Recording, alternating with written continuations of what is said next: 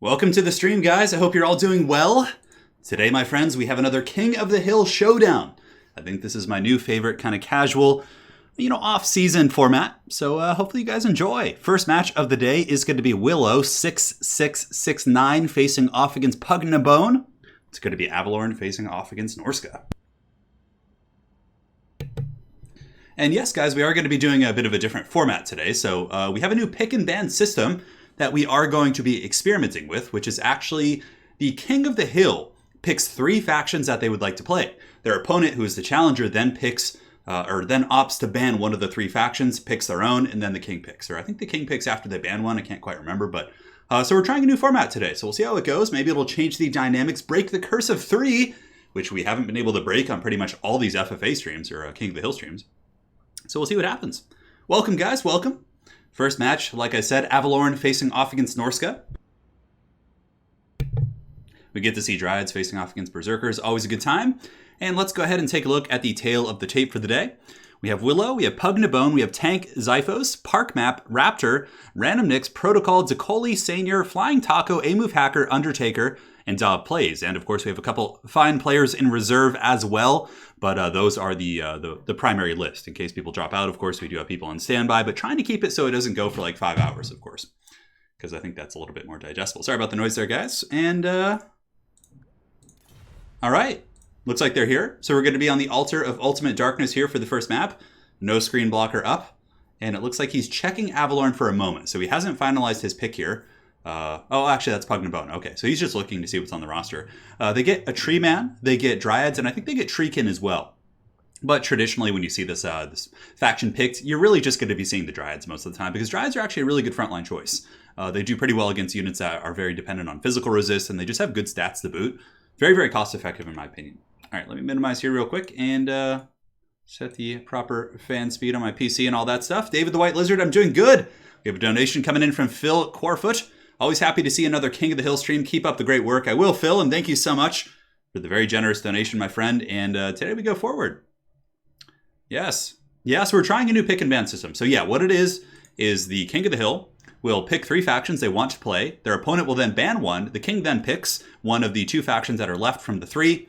And then the other opponent, the non-King of the Hill, will counterpick, basically. So it's a new format we're trying out.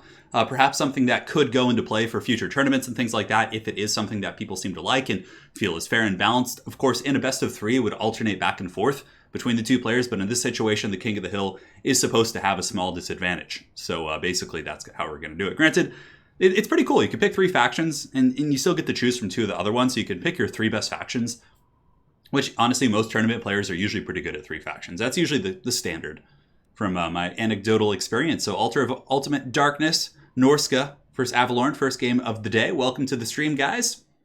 Hope you're all doing well. All right, let me just adjust this real quick. All right, looks good to me. What is this heresy? Yes, indeed. Witch Hunters, no Slaanesh bots yet. I think our stream is too much in its early stages for Slaanesh to be interested. We don't have enough people yet. Perhaps in due time they will come. Yeah. So he's just checking Avalorn to see what's on the roster. Now, as far as Willow's build, I'm pretty sure we're going to see Dryads. Although, for Willow's faction picks, he picked all sub-factions, so he's having a bit of a meme here. He picked Avalorn, he picked Sartosa, and then the other one I think he picked were the Followers of Nagash. So he picked 3 sub-factions for his choices. And Pug banned out Sartosa, obviously not wanting to play against Vampire Coast. Because Sartosa is different, of course, but in many respects, they're Vampire Coast, right? They have similar units. They have both the same units plus a couple extra ones. But yeah, basically they're still Vampire Coast. So he doesn't want to face Vampire Coast here. Avalorn is very strong, though. Avalorn is, I think, one of the best sub-factions. They get access to arguably the best High Elf Lord anyways. And then from there, they just get a couple good units in the form of Dryads, which are really, really nice. Altar of Ultimate Darkness, not a great map for artillery. There is a big kind of lip in the middle of the map, which is line of sight blocking. So having like traditional line of sight direct artillery pieces is not very good on this map. So I don't think it's really going to affect either of these factions. Usually, in my experience, you don't see bolt throwers in this matchup anyway. It's probably good to see like Sisters of Avalorn and mixed in with Dryads and maybe some Phoenix Guard, things like that. It's really good as value. But yeah, we're going to see the Pigeon Lady for sure. Yes. Yeah, you got Norska right away, Berserker. Do I plan to do some Chaos action in the near future? David, probably, yeah. I'm not opposed to it. Chaos used to be my main faction in Game 1. When I used to play, like, games versus players who I knew were tournament players or were competitive, I used to play Chaos, but I don't know, since then I've become pretty bad at them, actually. And the meta has changed quite a bit. There's been tons of balance changes and things that have really changed the way they play. For the better, probably, but I just didn't keep up at the time. Yeah. So, it's my bad. It is my bad indeed.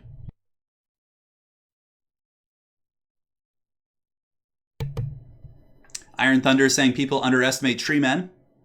Yeah, Tree Men could be a wild X Factor for sure. It's a big terror-causing monster that's very durable and, like you said, a decent kind of thing to pick against factions like Beastmen that don't have the best missile play. I mean, they have throwing axes, but, throwing axes take their time. And, of course, with healing, Tree Men can last quite some time. And, yeah, having those terror-causing anchors is pretty strong for sure. Gives you a big roadblock, a high-mass unit that can go fisticuffs. Not good in every matchup, obviously, but it can do some work. All right, we'll start when ready. We'll get this show on the road here, guys, in just a moment. I am, of course, in spectator mode, so I have control over the lobby, which is nice. And also, that means I don't have to use a screen blocker, unless I accidentally click on one of their armies, so no dreaded screen blocker today. Yes.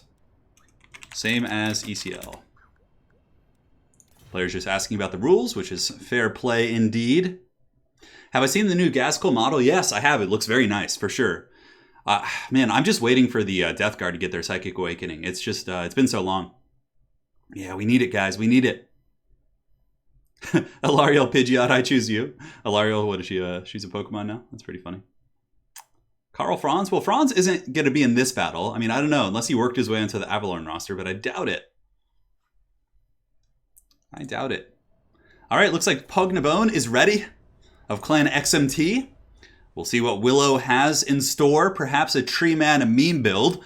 Although it could actually be decent here. Like Dryads, Tree Men, Treekin, with like mass healing from Alariel and maybe like a dragon up over top doing some breath attacks. There could be some wild stuff.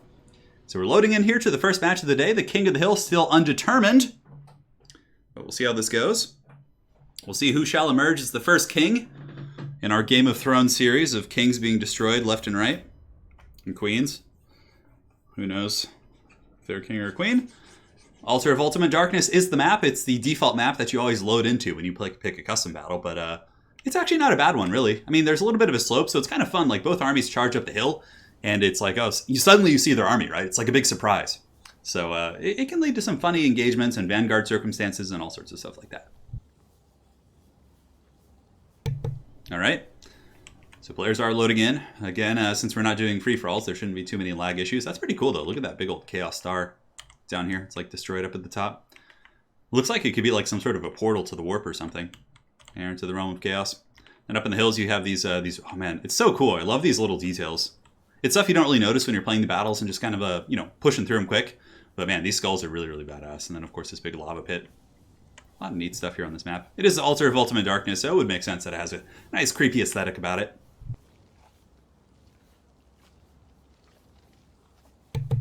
All right. Looks like the players are just kicking in, so let's go ahead and take a look at this army. Why does this army feel so small? Man, so for the high elf forces, pretty standard. We have Alariel the Pigeon Queen up in the sky. And of course, to really capitalize on her healing, she has brought a Star Dragon and the Fireborn. So those are both things that are going to benefit massively from her healing. So pretty good choices for sure. Now, in the front, he has Dryads. Dryads, of course, will put up a good fight against Berserkers. They will lose to Berserkers, I think, head-to-head. But for the cost, they trade very efficiently. So he has those, a couple spears in the flanks. Archers, he has 2 groups of Lothern Sea Guard, including the Storm Riders. Riders on the Storm. So these guys, they can, I think, move and shoot. Yeah, and they just have better stats. Very interesting unit. You rarely see them. He does also have Sisters of Avalorn. Again, some heavy AP against like Famir and Mammoths and Wolfric and things like that. And in the back, like I said, Fireborn. So he has plenty of anti-construct. The army's pretty small, though. One thing he's really going to have to watch out for, and this is a very classic Norscan thing, is Norska often will use Sea Fang plus like Pendulum or Burning Head to kill your archers. And if you don't dodge it, it can honestly instantly win Norska the game. Because if Norska can remove your archers and your ranged threats, for the High Elves that is, at least in this case with his army build, then it's going to make them very free to just run shop in your army. Now here for the army of Norska, let's take a look. We have Marauders and Berserkers in the front line with Famir mixed in, so a nice combination of armor sundering with the Famir.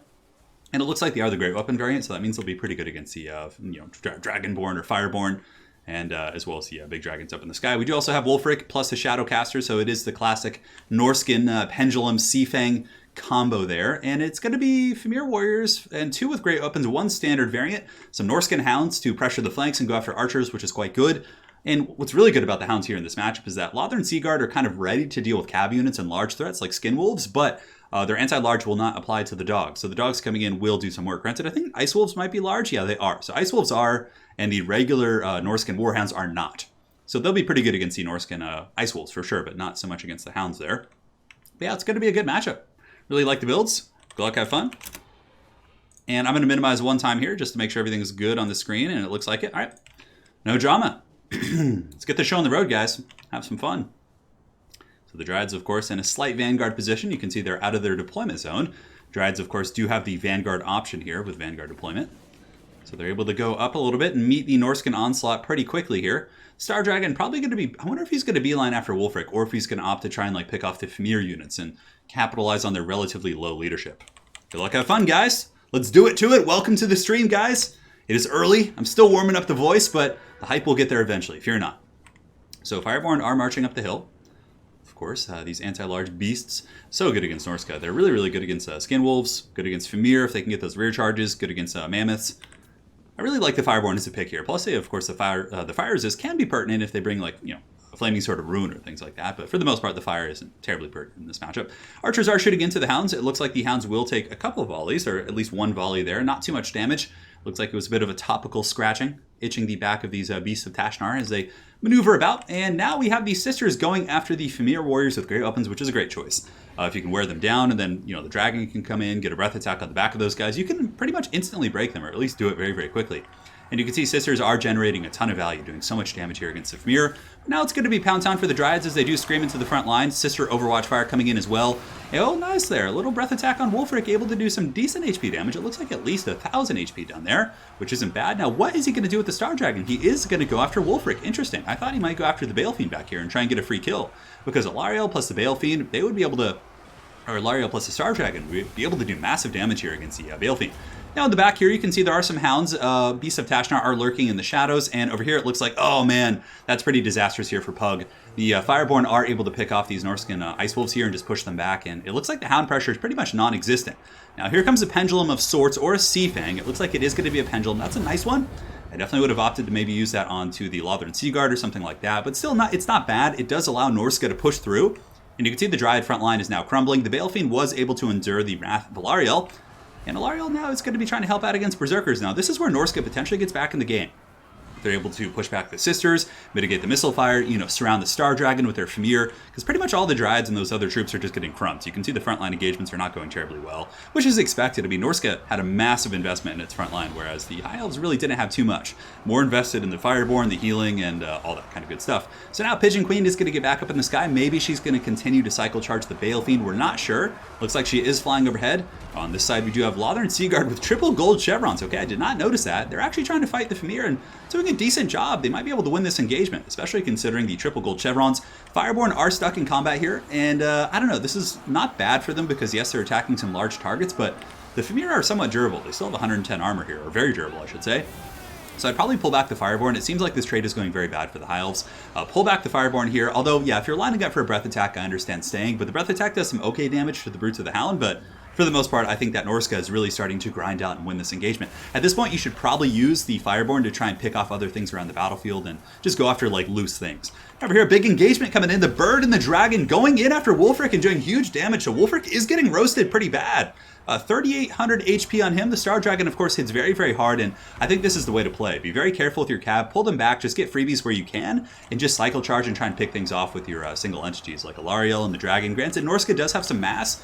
The Fimir have come in. They're starting to club on Alariel. The Radiant, the Star Dragon, is going to be feasting on some Berserkers here, but Berserkers have insanely good leadership. Those guys take forever to bring down. And Hunter of Champions has been activated. Here comes Wolfric. Is Alariel going to be able to get away? It looks like she is indeed going to screech away here. No, she's opting to stay in combat, using the Star of Avalorn to keep them healthy, therefore allowing them to duel Wolfric and maybe get a little bit of poke and stroke. And Wolfric is down to 39 leadership, 2,800 HP. As far as the High Elf army goes, we have a couple Lothern Seaguard coming back here and here. Fireborn on the low ground are fighting Berserkers, but there are some Fimir coming in. But they could probably win this engagement, to be honest. But Wolfric is going to go over there and help. And it seems like Alariel's trapped, the Star Dragon's trapped. I don't know if it's going to be able to get, I mean, it could get out.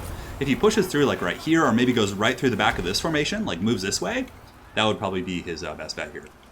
Now, Bounce of Power is still slightly Norskin favored, but it's very, very close. And this is actually a little bit dangerous. I mean, the Fireborn certainly could take Wulfric down. Like, if they charge right now or countercharge, come in, they'll probably do at least 300 or 400 damage on the impact, I would imagine. But the Famir are going to come in and block the charge. Very nice. So those 3 Famir warriors came in and blocked the charge, mitigated a lot of the incoming damage on Wulfric, and it looks like he is able to get away for the most part. Granted, the Fireborn should be able to win this fight, especially with the Lothern Sea Guard providing some Overwatch fire into these troops here. Not Overwatch fire, but just regular fire.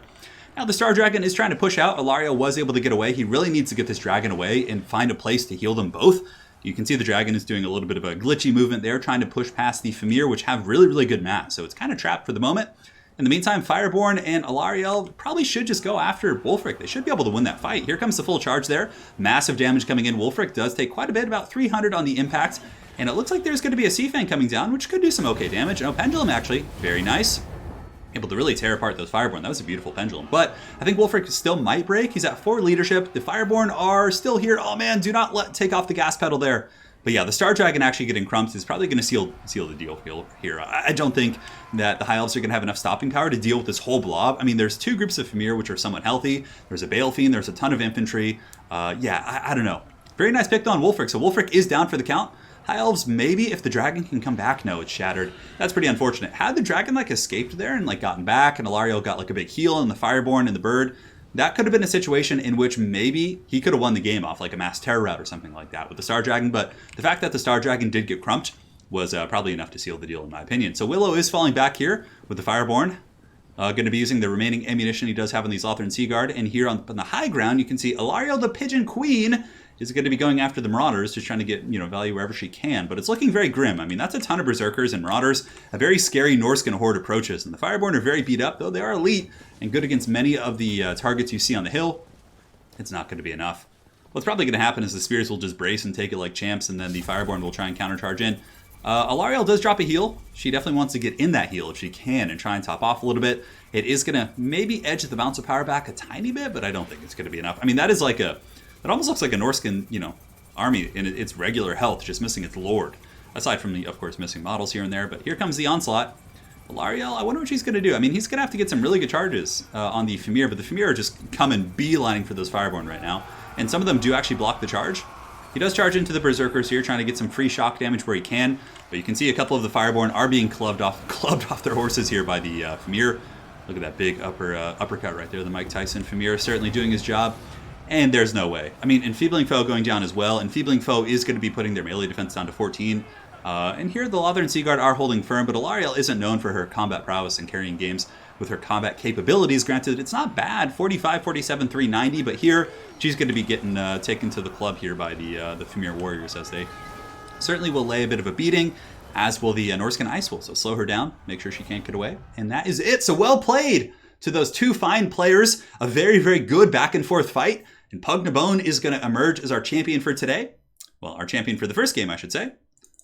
So we're going to put Pug for short, so it fits appropriately here. And current leader is going to be the Pugman. And that's with 1. Now, will he break the curse? The Pug. Hail the Pug. GG, indeed. All right. So, that is the first of the day. Next, we have Tank. So, Tank, if you're watching, you're up, brother. Tank, you are up. And we'll pick another map. For now, let's go ahead and do the Castle Drakenhof. It's a fun one. Can I pick NS in my list of 3 now? Yeah. You can. Now, if it were a tournament, obviously a new opponent, you wouldn't be able to repick that. But for today in King of the Hill, I usually let players pick the same one. So we'll just let that slide for now. So, Pug, do your picks. All right, so Tank is here versus Pug Nabone. Tank, of course, a veteran of many of these. I'm going to go ahead and link the format here. So the king picks 3 factions, other person bans 1 of them, and then chooses their own, and then the king picks from the 2 factions that are remaining. So we'll see how this goes. So we are in Castle Drakenhof. Welcome to the stream, guys. Hope you're all doing well. We have a donation coming in. Wow, I just saw that. Okay, that's pretty crazy. From Grim Soka for $100. Holy shit. He says, hello, Turin. I love everything you do for the Warhammer community. You're truly a man of the people and all-around awesome guy. Stay real, my dude. Much love. Thank you, Grim Soka. That's very generous, dude. And guys, let's have a round of applause for Grim Soka for the very generous donation. Thank you so much. A truly erect donation indeed. And yeah, we're going to keep it going strong. You know, even in the down times, we're always going to keep these streams going. When there's no DLC or nothing new, we will not give up on you. It's going to be good. All the way through Warhammer 3, and whatever the future holds, I will be there with you guys, you know, as long as my hands don't fall off. And even still, I'd probably find a way. I just get like one of the Jaime Lannister golden hands and, you know, club the mouse with it. Thank you so much, man. Thank you, Grim. That's very, very generous. Hopefully you enjoy the stream. Well, in King of the Hill, we usually don't mind. If it were a best of 3 in tourney, it'd be different.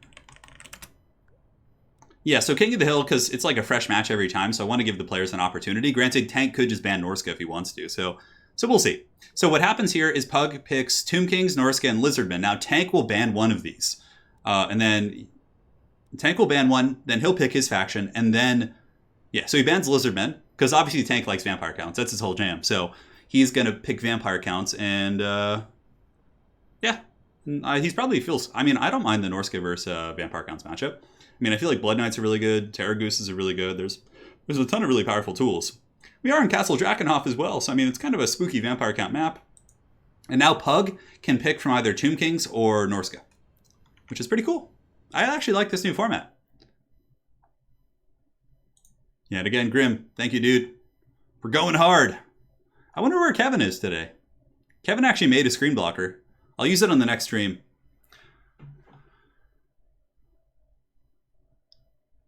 Maybe I'll use it, or maybe I'll show you guys at least. Let me. Kevin made a screen blocker. So in case you guys don't know the legend of Kevin, on the last stream of Wild, Kevin joined one of our games and disappeared into the night, never to be seen again, just like a prodigal figure. And then he appeared in stream chat to give us his blessings. So apparently there's a cult for him now.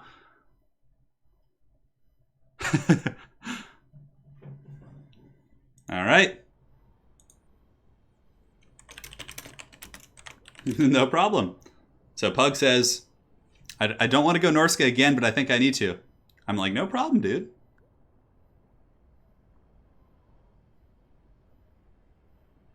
He's going to do Norska. Norse versus counts.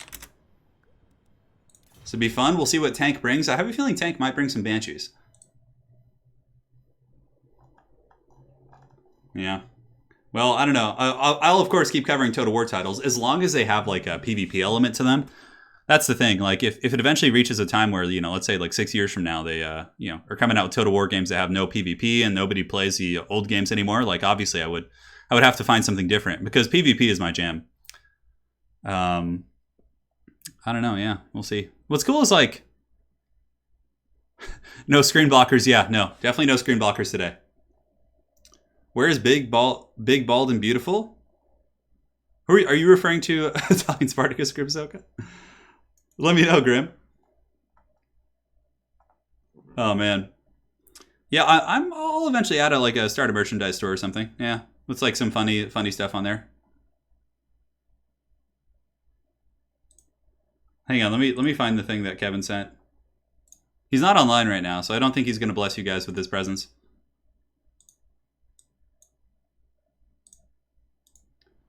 So players are picking their army, so we have a little bit of downtime. It will go a little bit late tonight for those of you guys in Europe. My apologies for that. I did sleep in pretty bad today. Grim, you suck at multiplayer. It's all right. No stress, man. As long as you enjoy watching it. That's the whole jam. I don't know what Sparty's been up to. I'm going to ask him and see if he wants to go play a Warhammer tournament with me this weekend. He's usually not terribly interested, but we'll see if we can get him to go. I just want to hang out, man. You haven't missed too much. No, this is the first game of the stream. What is a Total War Warhammer? Total War Warhammer is, I don't know, it's like a grand strategy / RTS game taking place in the Warhammer Fantasy Universe. Yeah, it's very fun. That's Ouija Amanda, that's what she said, special stream at your 69th birthday. I wonder if YouTube will even still be around. Yeah, probably not. It's kind of a depressing thing to think about, isn't it? Like all these things that you love just fading into antiquity and dust. Yeah. Oh man, some grim thoughts. You know, I've always told Anna that in the far future, if they have, I want to become like a cyborg so I can like explore the stars and see everything and see the world. Iron Thunder, no worries, dude. So start when ready. Here we are in the second battle of the day. After this, who do we have up on the list? We have Zyphos up next. All right, very cool. Yeah, man, I would love to. I mean, obviously, like the reality of exploring deep space is probably super scary, but like, man, that's so interesting to me. Like what lies beyond the veil of our galaxy, like. Yeah, like I was telling Anna, I was like, if they have cyborg technology where I can just be like timeless, man, sign me up. I'll sign me up. All right, looks like they're both ready. Let's load into this game. Tank is here. Pugnabone, the current king of the hill. Will he get past the mighty one victory? I don't know. Not many players do. Even top tier players seem to get stuck on one or two here, which is cool. It's a testament to how good, so many of these players are. And any given Sunday, right? Any given Sunday, indeed. So Castle Drakenhof is here. Fire rises once again in Sylvania. Norska has decided to plunder some Vampire Count treasure, which doesn't seem like a terribly alluring prospect. I mean, fighting against Vampire Counts in reality was like terrible, right? You're fighting zombies, right? And I think in the lore, the zombies actually are infectious. Then you have to fight these like ghosts and like, oh man, it just sucks, right? Like just endless hordes of skeletons and zombies. Yeah, crazy stuff.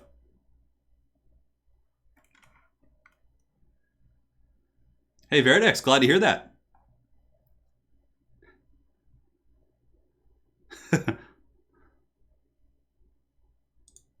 All right, Grim Soka, you could. That would be interesting for sure. Yeah, I'd love to. I want to do like live event coverage as well of 40K events someday. I think it'd be really fun to go and not necessarily play, but just like kind of film and record and give you guys like breakdowns on what's happening. All right, guys, so here we are for Tank. Tank, of course, this is one of his usual picks, and the usual pick in general is the Blood Dragon Vampire Lord. He's an insanely good duelist with the Heart Piercing. You can see this here. Gives him a charge bonus and Sundering Armor and AP damage, and also he does have the Helm of Discord, which is just the main reason you bring him. It's very, very good. So we've got the Blood Dragon Vampire Lord. We have a Terror Goose as well, and Graveguard on the ground. Graveguard are very good against Norska. They beat Berserkers pretty well, and they're also very good against Marauders and any other chaff, and yeah, just a very durable unit. Their armor makes them very good against Berserkers. They have a bonus versus infantry, just very powerful units in general. We have a White King here with the Scab Scraith. We do also have a Necromancer, just as kind of a support unit here, and a Barebones Corpse Guard. So that's pretty much it for his main center core. Of course, Blood Knights are always a must in this matchup. They dominate Skin Wolves, they're really good against Fimir, and they can break infantry formations with their rear charges. So I love the Blood Knight pick. On top of that, we do have the Dire Pack over here. So Dire Pack is also another solid pick. Their anti-large makes them very good against many Norscan tools. Now, for the Norscan army, we have Marauder Berserkers stacked with Fimir with great weapons, so a very defensive formation. I mean, and honestly, he has the tools to fight against the big monsters. It's really going to come down to who can get the better angles and the better engagements. Both builds are quite solid. He's got Marauder Berserkers. In the back, he's got just basically chaff to stop zombie summons and things like that. He has a Balefiend of Fire, which is always good against Vampire Counts. The Flaming Sword of Ruin, it can certainly make those elephants very powerful against the Bloodlords. And Wolfric, Mammoth, and Balefiend. Yeah, that's it. Very elite army, very much a box of sorts, a Norscan box, but it's still going to advance. It'll be more aggressive, but against vampires, you do want to stay relatively tight because as units kind of break off or get isolated, the Vampire Counts can really chase them off pretty efficiently. So we'll see how it goes. I mean, at least with Norscan, in my opinion. Not every faction. Sometimes going wide against vampires can work. Catch them off guard. You know, if they have an army like this that's somewhat elite and you have like a very wide army that can pull them apart, it can do work, especially if you have like missile support. So the battle's underway, and the brave Marauder Berserkers going to, for Khorne, cut down some zombies. I really hope in Game 3, when you're playing like Chaos, for example, you can give like Chaos units like different marks. I think that'd be really cool to like make Chaos a little bit more interesting. Like you can give your Chaos Warriors like Mark of Nurgle, for example. And, that'll give him like a little bit of extra melee defense and also maybe an aura of some sort that lowers melee attack by enemy units by like 2 or something like that. Something small, but like something still very cool. Who knows? And I'm pretty sure in Game 3 they'll have like sub-factions. They'll have like a Nurgle faction, they'll have a Khorne, Tzeentch, Slaanesh, and then they'll have like a Chaos Undivided faction. Yeah, maybe I'll do a video on that, kind of discussing my thoughts. So some of the javelins here on the top of the War Mammoth are throwing. Nice breath attack right there. Oh man, how did that not hit? Okay, not so nice actually. I mean, not by Tank's fault, but it looks like the Balefiend didn't even move. I just think the breath attack was just slightly off, or maybe he did move it. Who knows? Either way, well played there. So the Blood Dragon Vampire Lord lurks. And here in the back, I don't know if Tank forgot about him. No, he didn't. Okay, so he's got his tank wolves coming. The Dire Pack coming in. And Orska's just kind of hanging out right now, looking for an engagement here. Oh, better be careful not to blob up too much. Those breath attacks could be quite juicy if the Norscan force blobs up. And of course, Norska does have its ammunition from the War Mammoth being thrown here, which is pretty hilarious. For anyone who doesn't know, there are a couple Marauder Hunters on top of the Mammoth, which actually do throw. And you can see they're doing some damage. It's not insignificant. The breath attack does come down there. It tears into the Norscan forces, but doesn't really do much. Bit of a swing and a miss there. Now the Blood Knights are coming. Norska is hanging out here, just waiting for the inevitable engagement here from the Vampire Counts. And we'll see how it goes. Really, Tank is going to be looking to get picks in the back line, find Fimir that are isolated and 2v1 them with the Blood Dragon Vampire Lord and the Terrorgeist. And the Blood Knights may be thinking about a charge there against the Fimir, but yeah, you got to be careful with Blood Knights. They're very powerful, but they're not indestructible. They're very, very expensive. So if you get them caught in a bad situation and lose that kind of money, that's going to be rough. So, pretty cool play here. He's summoning zombies, which is going to kind of like halt the advance of all these troops here and block some of these guys. And then he comes in with the Blood Knights and gets a fat charge here on the Berserkers. Now, he needs to get away ASAP, because if he starts losing Blood Knights, he immediately loses 4 Blood Knights to that Mammoth. Man, Wulfric is pissed. And the zombies, of course, are tar-pitting the advance of the Norskins, but he basically used the zombies to allow the Blood Knights to get a more fluid charge. But it didn't seem to work out too well, considering that Pug was very, very quick on getting his Mammoth and the Fimir in position. In the meantime, the Goose in the back is going to be dropping a fat breath attack, and it does a little bit of damage here against the Marauders. Not too much, though. And in the front here, you can see the Marauder Berserkers do get engaged upon by the Blood Dragon Vampire Lord. So right now, the Vampires are really poking and prodding the Norscan formation, trying to find openings. However, it seems like the early engagements have been a little bit better for Norska. I mean, yeah, they lost some Berserkers, but they've also baited out a zombie summon, breath attacks, which are very valuable in the late game. So, I mean, I would say it's gotten a little bit better for Norska in terms of just overall value accrued. So another breath attack coming in from the Blood Dragon Lord. This is going to be going in some Marauders, which is interesting. Figured he'd save it for the Berserkers or something, but I guess they were really well lined up, and that was a good one right there. That did a lot of damage against those infantry, which will make them a little bit squishier as the game progresses. So now the Mammoth is going to be charging into the zombies. A little bit of overkill, to say the least, but the zombies do get shreked pretty bad. Scab Scrape goes down from the White King, doing some okay topical damage to those troops.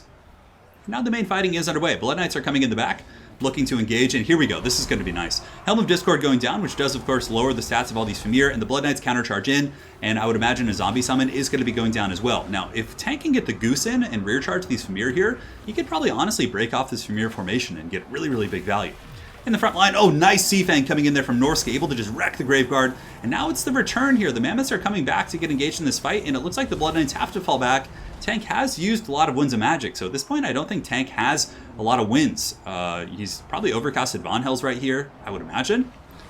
A couple zombie summons. He's got to be running low on Winds of Magic, although it looks like he is going to be doing a single target Winds of Magic or Invocation of Nehek there on those guys. Cycle charging in once again, trying to break off the Fimir. Clearly they're a big threat to some of the big monsters, right? So if he can break them off and then isolate the Mammoths in the late game, that could be quite strong.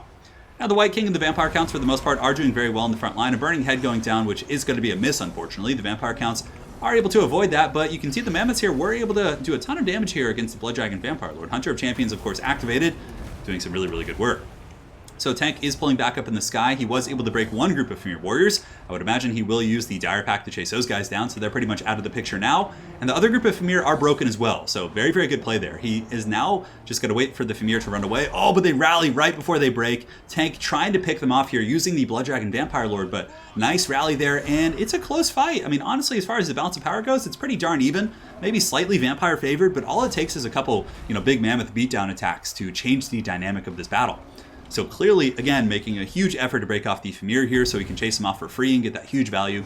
In the front line, Graveguard winning as expected, Berserkers being taken down, Marauders being taken down, And yeah, you can see it's going very well for the Vampire Counts in the melee fight. They still have a White King as well. The White King isn't bad against single entities. Oh no, but is Tank going to throw the game here? The Blood Dragon Vampire Lord taking huge damage from Wulfric. Man, he just got beat down. So thankfully, for the sake of the Vampire Counts, he was able to get away there. You look away for even a second, just like we were saying. All it takes is a couple big mammoth tusks to ruin your day. So the Fimir, some of the Fimir do rally as well. We have 4 right here. Some Marauders over there. Vampire Counts, of course, doing very well in this main fight. He's going to have to pretty much save all his Winds of Magic from here on out and just make sure he gets that juicy invo on top of the Blood Dragon Lord. He does break the Bale Fiend, which is a really nice pick, getting rid of the Fire Magic. I believe it did have Fireball as well, so it's broken right now, but he needs to make sure he actually kills that. If it comes back and spams Fireballs, or does it have Fireballs? It does. I mean, that's going to be pretty unfortunate. Now, the White King will be okay here against the Big Mammoth, and you can see pretty much the entire core of Norska, aside from the Mammoths, is gone. There are some Berserkers still fighting here, which is a huge boon here, actually, to the Mammoths. It's going to allow them to get a lot more value.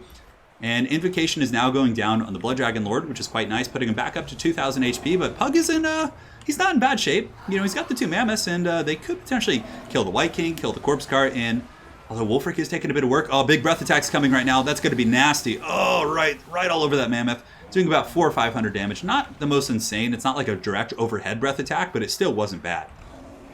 So Vampire Count's still winning that infantry fight, like I said. Blood Knights are able to ride out there and crush down the Fimir and these other troops here. So you can see these Fimir warriors are going to be getting hunted down by the Knights of Red Keep. Here they come. Lances couched.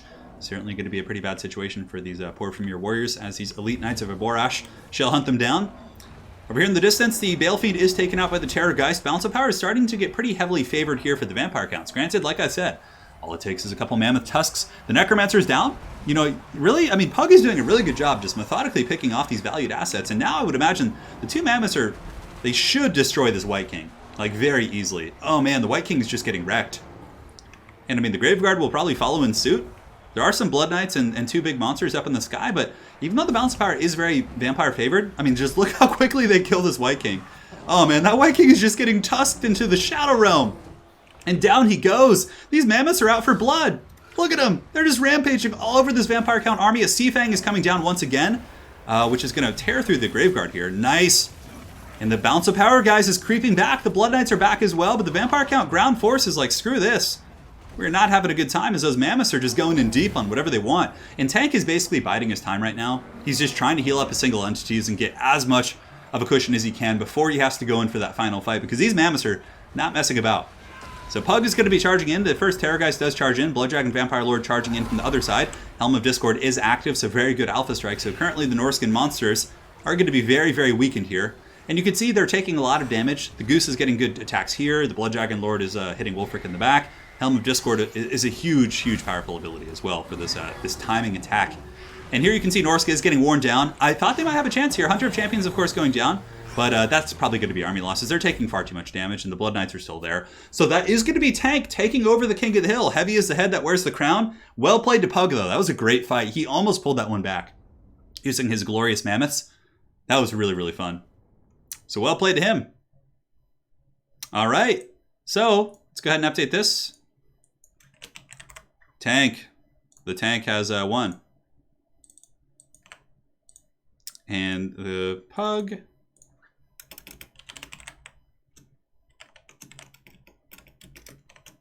The great tie for the 1. The Mammoths were very angry indeed. That was a really good match, wasn't it? That was a really good one.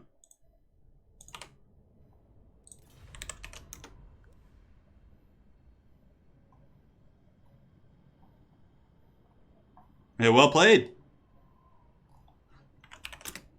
I don't think you broke any attack rules, Tank. You're all good, man. You constantly had Graveguard or zombies fighting. Yeah, no, he was totally fine. All right, so for the next map, let's go ahead and put him on Stallion Tomb, and we have Xiphos. You're up. We go ahead and tag him.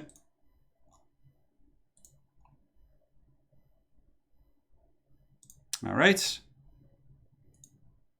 So Xiphos, you are up.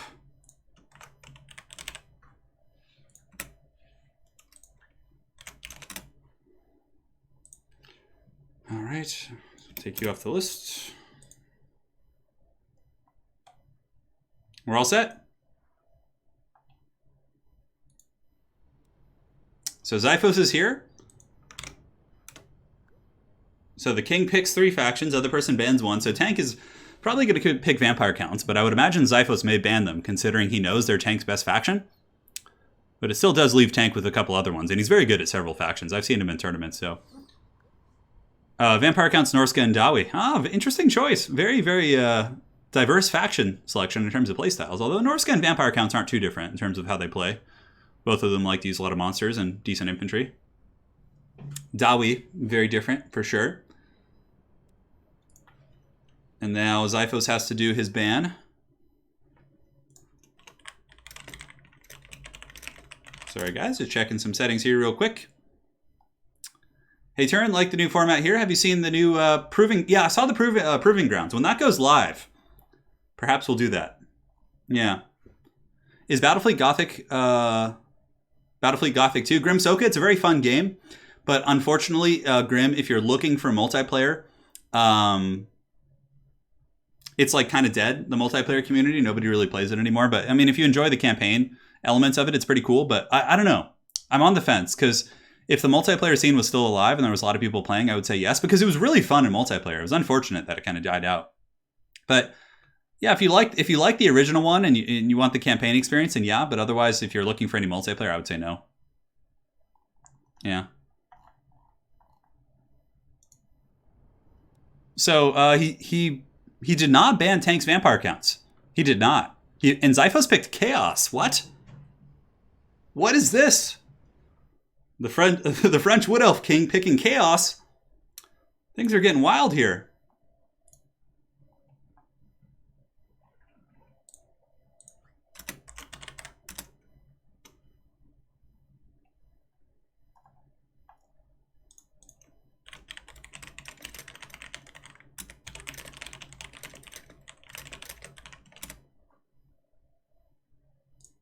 All right. So Vampire Counts versus Chaos, interesting. I mean, it's a matchup that in the past was very heavily favored for the Vampire Counts, but we'll see what Zyphos has in store. I would imagine some sort of a kiting trolley Marauder Horsemaster business with maybe Hell Cannons. I don't know. Yeah, I haven't played Underworld. I have not played Underworld, Grim Soka. I haven't. So I would definitely ask Sparty about that. He seems to enjoy it. Him and Loremaster of Sotek were playing it, and they both were having a good time. So perhaps it's worth it.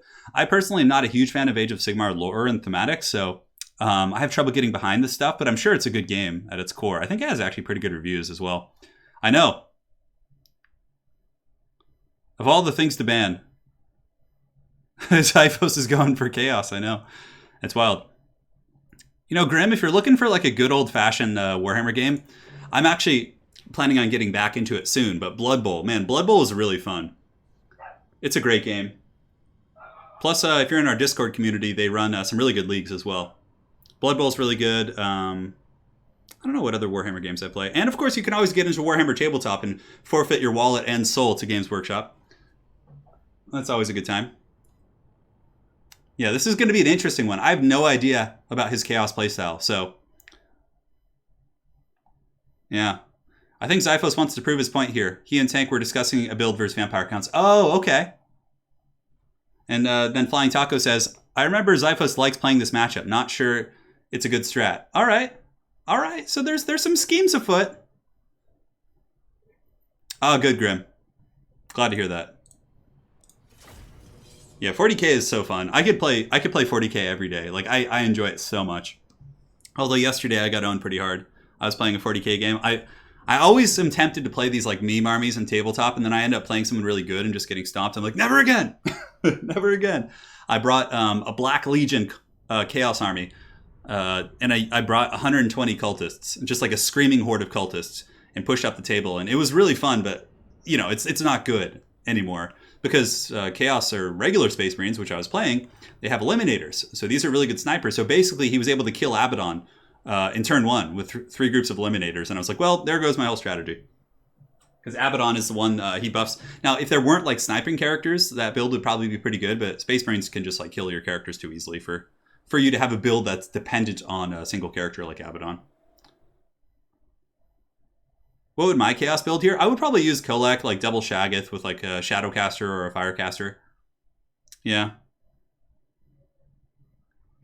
Oh, Necrons. Yeah, there's actually a guy in my league who he got like 11th or 12th place at LVO, and he's a Necron player. He's really good.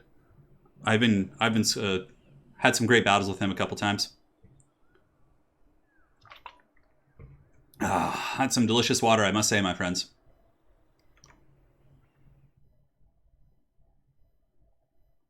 All right. All right. Just checking everything.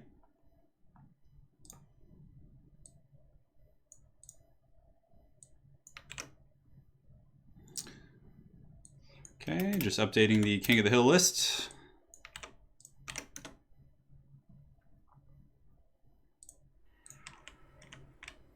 So Vampire counts versus Chaos, guys. Let's go ahead and take a look.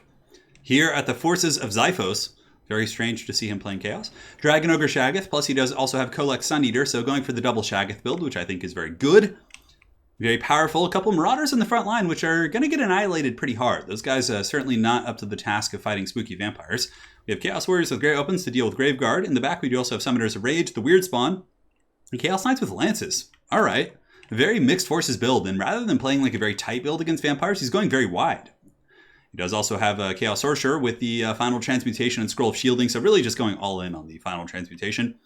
And for the Vampire counts, let's take a look. He's got Zombies in the front. He's got Graveguard in the secondary line, a couple Crypt Horrors as well. Mortis Engine here in the back, Skeleton Spears to defend against Cav charges. And as far as Blood Knights go, wow, 2 Blood Knights. Okay, so going very balls deep on the Cav play. And 2 groups of Black Knights, which I believe were buffed relatively recently to get a bonus for his infantry. So they're actually pretty good at clearing through Chaos Infantry and Chaff and things like that. So what's his Lord choice, though? Where's his Lord? Oh, is it Heinrich Kemmler? Oh, baby. Heinrich Kemmler on foot. Going to be summoning Krell. Krell is actually quite good in this matchup. You get a terror-causing, anti-large character that actually lasts a long time. Krell has a very long expiration date compared to other summons. So typically Krell can do some serious work. Good luck, have fun. So Tank is the current King of the Hill. Xiphos is the challenger. We'll see if the King is usurped once again, or if the King shall remain on his throne of skulls, or in this case, throne of, I don't know what vampires would sit on. I don't know. Maybe thralls. Who knows? Something of that sort. Very, very interesting. Oftentimes when you see Chaos against vampires, it's a very centralized build using like a bit. In this case, maybe he's going to try and like force the vampires out of a Death Star, which isn't a bad idea. So if you split up, you know, the Death Star isn't going to be as effective. It can move from unit to unit, but there perhaps could be areas of your Death Star that get isolated and left alone. So we'll see what happens there. He says, "Oh, I'm not hasty." I'm not sure what he's saying. I think he's trying to say, make a joke or something. Who knows? Maybe something between him and Xiphos. The Blood Knights of the Red Keep shall advance out of the tree line. The Vampire counts advancing as well. The Cav force here for the Undead, vastly superior to that of the Warriors of Chaos. Granted, if Kolek is fighting with his Dragon Ogres, that is going to even the scales, but again, that Cav core for the Vampire counts is very scary. Those Blood Knights do not mess around for sure. Chaos Knights with Lances can actually put up an okay fight against Blood Knights, but I think in the end the Blood Knights do win. 80 charge bonus, Blood Knights have 78, so more or less the same there. And then the stat line for the Blood Knights is a little bit better, 42-34 compared to 41-41. They also have a bonus versus large, a little bit more weapon damage on the Chaos Knights, probably making them a better shock damage unit against like lightly armored infantry, but in general Blood Knights are probably just considered to be a better unit. Granted, they are 200 gold more than Chaos Knights with Lances, so that's something else to take into the equation. They're a little bit more pricey. And no Plague of Rust here. Sometimes when you see Chaos Knights, you see Plague of Rust, because Plague of Rust can lower the armor of a unit by 60, which makes the Chaos Knights just absolutely destroy them on the charge. It's very heavy metal for sure. Kolek thinking about going up here. He's basically staying with the Marauders just to make sure that the Knights don't get a free charge, that they have to pay something on the return, because otherwise the Knights could come in and just basically run over his Chaos Marauders. Vampire Count's coming forward here, eyeing the situation, eyeballing the prize. The Chaos Sorcerer middle probably has enough Winds of Magic, I would imagine, at this point to drop a big old Final Transmutation, which would be really nasty. I mean, I would wait for the fighting for sure, because if Tank sees it coming, he should be able to dodge it pretty well. But like dropping it on Heinrich and hitting this whole blob here would be so freaking powerful. And honestly, for the Vampire Counts, or the Warriors of Chaos, that's probably going to be one of their win conditions. Are they going to be able to get a really, really good Final Transmutation on either of the casts? If he wants to overcast it, he'll probably be able to get it twice, I would imagine. So Blood Knights are looking to come in here, but there is a Shaggoth nearby. So they will lose a couple models on impact, but it looks like they're going in for it. So the Shaggoth comes in and instantly kills 4 Blood Knights. See, that's what I'm talking about. That's a little bit scary. I mean, yeah, losing that many Blood Knights on impact is, I mean, they're a very valuable unit. You don't want to be losing those guys for free. So he does test the waters, and it looks like Xiphos does take some damage on the return, so it's not for free. The Blood Knights are able to get some good damage against the Shaggoth, and honestly, maybe he could have stayed in combat against that Shaggoth. That might not have been a bad idea, because it was a little bit isolated out there. Maybe get a surround on it or something. Blood Knights can potentially kill a Shaggoth for sure. So he lost 5 in total. The Vampire Counts are coming into fight, just trying to get that good engagement, that good angle. And here it comes. The Crypt Horrors will make very, very good work here against the Chaos Warriors. Chaos Warriors, of course, are the ideal target. You know, a great weapon unit, armored. Doesn't have any particular anti-large. A couple more Blood Knights lost on the charge there, so those Blood Knights do tease in, trying to pull those Shaggoths in. And now comes the Crypt Horrors, supported by a Mortis Engine, which, I don't know, I'm a little bit concerned. I don't know, I mean, aside from the Shaggoths, there's not too many things that'll kill the Mortis Engine. Xiphos playing the Chaos Kite, pulling back here, but now the armies of the undead have arrived. But man, those Crypt Horrors taking a huge beating. But the Blood Knights are coming in once again, but really good play from Xiphos so far. I mean, he's countercharging, he's getting all the good engagement. Those are just Black Knights though, so it's not terribly devastating if he loses those. And the Blood Knights, I would imagine, are coming around here. Oh man, this position is going to get crumped so bad. Crypt Horrors, Blood Knights charging in. These Chaos Warriors are just going to get destroyed by the Mortis Engine, the Crypt Horrors AP. Yeah, you can see this whole position is just a disaster here. But, oh no, this could be it. He baits the blob. The overcasted, erect, final transmutation coming in. It hits absolutely everything. Oh, that is so good. That is so good. And the Black Knights over here pretty much down. Honestly, I think Xiphos is ahead in this game after that final transmutation. Now, that was a really good play by Tank, you know, collapsing on 2 expensive infantry units, but that final transmutation really punished him. Like, that was brutal. Everything here is just so beat up now. And here on the other side, you can see zombies and great weapons have engaged from the Graveguard, and the Black Knights are pretty much done for. The Blood Knights were able to pull back, I think. It looks like he's charging in once again to try and hammer down this position and really break these Chaos Warriors. What does he have? So the Blood Knights here have 35 models. The Mortis Engine is also healing, so over the course of a long battle, the Mortis Engine will start to heal up, you know, all the units that took that damage there. But man, that overcasted final transmutation was just, that was so good. I think that might seal the deal for the Vampire Counts here. That's really what it came down to. Like we said in the early game, the Blood Knights here getting crumped. They're down to 15 models. The other Blood Knights, I think, are they even here? I think they might be dead as well. No, there are some in the back. This is actually a good opportunity here. If these Blood Knights can actually wear down the Shaggoth, that would be quite strong. Invocation going down as well, which is going to be healing them, plus some of the nearby troops. Star Pressure is active as well. But you can never underestimate the power of Mortis Engines against Chaos. They're just so good. Like, the Chaos Infantry will not hold up to them. And basically, if it does come to a point where Chaos only has, like, big single entities left, it really just comes down to a matter of kiting with the Mortis Engine and trying to get those fights. Now, really good play here by Tank, scrapping his way back into this game. The Blood Knights here are jumping on the Dragon Ogre Shaggoth and doing great damage. Oh, Krell's here! The Khorne vampire monster thing with his badass Mohawk is here. But alas, Xiphos was able to get away, which is pretty unfortunate for Krell. But Krell's on the hunt. And, you know, you could even pull Krell into combat, have him fight like the Weird Spawn or these other troops. Honestly, there's a ton of good targets for Krell. So Summoners of Rage dropping a fat Lightning Storm back here. Heinrich Kemmler is very low as well. He definitely needs to be careful. But, yeah, the Blood Knights actually went up and around, but very good play by Xiphos. He pulled them back, so he pulled them into the Summoners of Rage and this kind of a big mess of units here. Krell looks like he is going after the Weird Spawn. He's a little bit trapped up, which is really unfortunate. The Krell summon looked really good on paper, but it's having trouble being effective here. Now, the Mortis Engine is isolated. Oh, no, this is a disaster for Tank. He needs this Mortis Engine to win the game. Oh, but he gets away. Man, I thought he was trapped there. I thought he wouldn't be able to get through. But it looks like Tank is able to get through with that Mortis Engine. And now there's a fat drain going down, which is hitting everything. And this is the thing about this matchup. It's like, man, the Chaos Infantry just have such a bad time. And if you can't, like, kill the Mortis Engine early, like, the whole army is just going to die. However, this Mortis Engine is trapped up once again. It looks like Summoners of Rage are kind of inadvertently pinning it down. And this is what Xiphos needs to do to, you know, get back in this game. Because actually, the Vampire Counts are pulling ahead on the Bounce of Power, even though it was very heavily favored here. You can see it's just kind of like a ton of stuff. The Crypt Horrors are very healthy, and Crypt Horrors actually aren't bad against Shaggoth type units. The Chaos Knights are just running out of steam. Summoners of Rage are shaken. They're still healthy Blood Knights. Heinrich Kemmler's cackling. He has the Chaos Tomb Blade, so he can still resurrect and heal his units. I would imagine he has that. Pretty much every player brings that. Wow, he didn't bring it. Okay, never mind. I feel like Chaos Tomb Blade is a really good item. But so now Kolek is going into a desperation mode. He's going to be trying to goon out Heinrich Kemmler. Undeath Resurgent is going to make Heinrich a little bit tanky with 69 melee defense. That's what she said. And Krell is on the hunt. Krell's hunting. He's still got quite some time, I think, before he disappears. The Blood Knights are able to go after Kolek, so Kolek is going to be taking some poking damage here. And the Crypt Horrors are... oh, this is actually really nice for Xiphos here, because these Crypt Horrors are isolated. They're going to take a fully braced or fully couched charge here from these Chaos Knights with lances. And that's going to be pretty painful. I mean, if those Crypt Horrors go, that could give Chaos a way back into this game. Granted, I think with the Blood Knights being healthy, it's going to be tough. Really nice charge there. Crypt Horrors are taking some damage, but the Vampire Blob is coming slowly but surely. And you know at this point, Xiphos is saving up for another Final Transmutation. He must have almost have enough Winds of Magic, if not already, to cast it. And that's his only saving grace at this point. There's too many Haggard Vampires everywhere. There's Graveguard. There's 81 Graveguard here. Zombies, Skeleton, Spears are all pretty good against Shaggies. The Graveguard will be able to beat up those Chaos Warriors pretty efficiently. And the Shaggoth Goon Squad is doing well, you know, getting some picks here and there. It looks like the Blood Knights are taking a bit of damage, but the Tank Man was able to salvage those guys, and they actually have triple chevrons, I think, from this battle, which is very impactful. Here it comes. Here comes the Final Transmutation, and there it goes. It's not overcasted, but that's still really good. It's going to be hitting quite a bit of stuff in here. And is that going to be enough to pull Chaos back in the game? Krell will be disappearing here in a second as well. Yep, there goes Krell, so that does kind of edge the bounce of power back towards the middle, but there's just too many Vampires. Crypt Horrors, Zombies, Graveguard. There's just so much.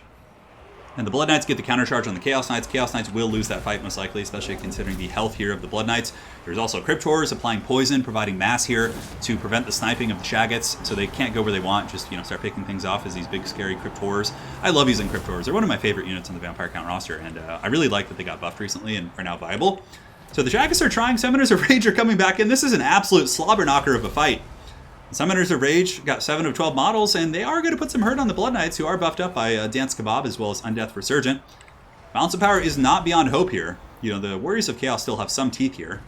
Granted, Kolek's really going to have to put this game on his back. Zombies are crumbling down. Blood Knights are still going pretty strong, and it looks like the Blood Knights were able to defeat the Summoners of Rage. Just the anti-large poking against the relatively light armor here of the Shaggoths is very, very strong. See the Shaggoths here just getting the business. You can see they're getting pushed back. Negative 14. Blood Knights here in great shape. 43 kills. And down goes the Summoners of Rage. That's going to be it for now. And now the Vampire Count Force is going to be swarming on the remaining Shaggoth. You can see here this Dragon Ogre, Kolek's little bro, having some problems. But look how many vampires there are. There's just so many.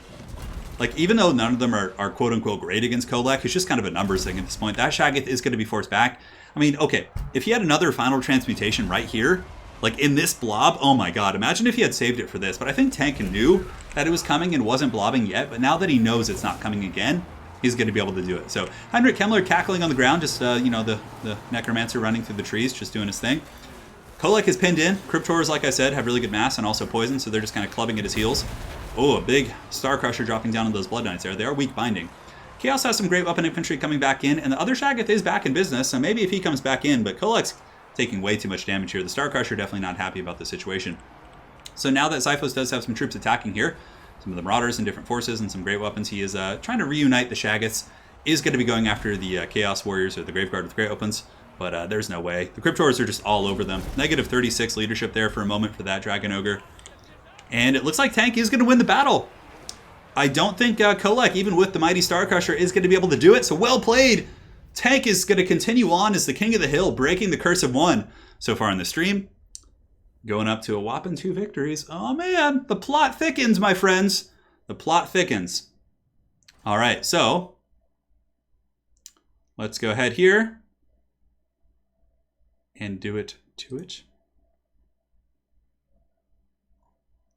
That was quite an epic blob for sure. Yeah, a little bit of lag there, guys. My apologies. My internet just being a troll as usual. Hopefully it'll subside here in a moment.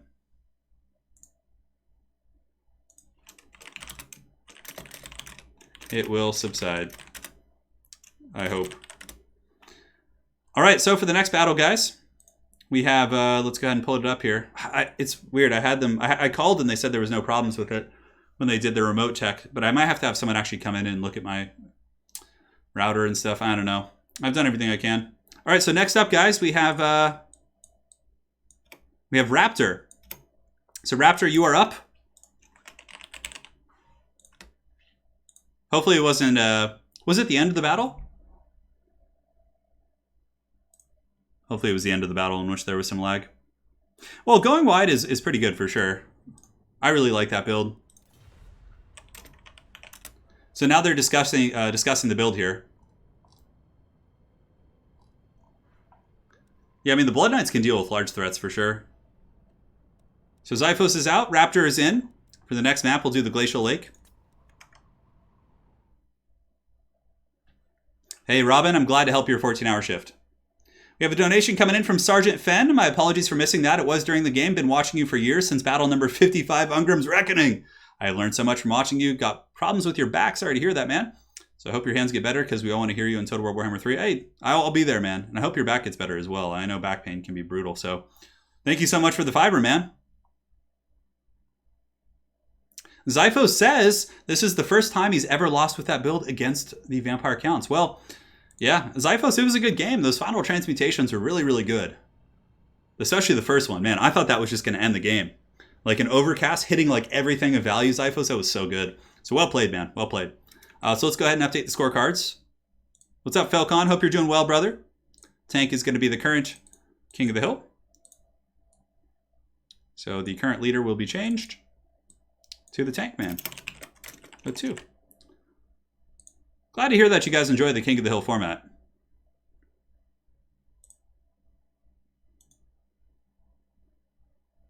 So Raptor, go ahead and shoot me your Steam ID. And we'll get you all added, and we'll be good to go, brother. No stress. So the Raptor, the Mighty Raptor, will shoot me a friend request here. And we'll get it going. This also gives time for my internet to figure out what drama is afoot. I know it's dropping a couple frames here and there. I see my bit rate. It's weird. It's like it's a good bit rate, but it just like spikes up and down. Yeah.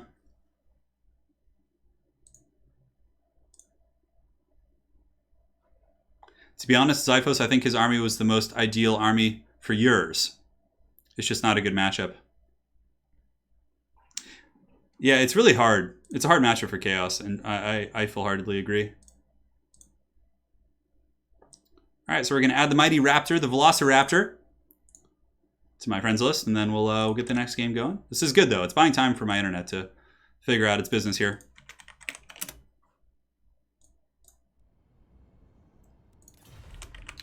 So, he's doing the same thing, Dawi Vampire Counts Norska.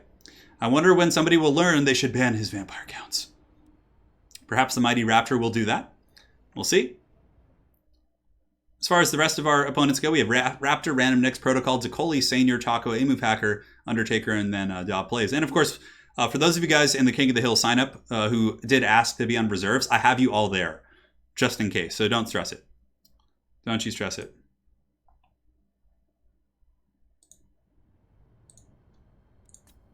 All right, so the Raptor. I see the Raptor.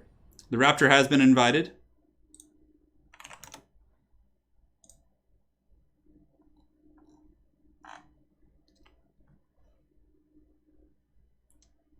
All right, perfect.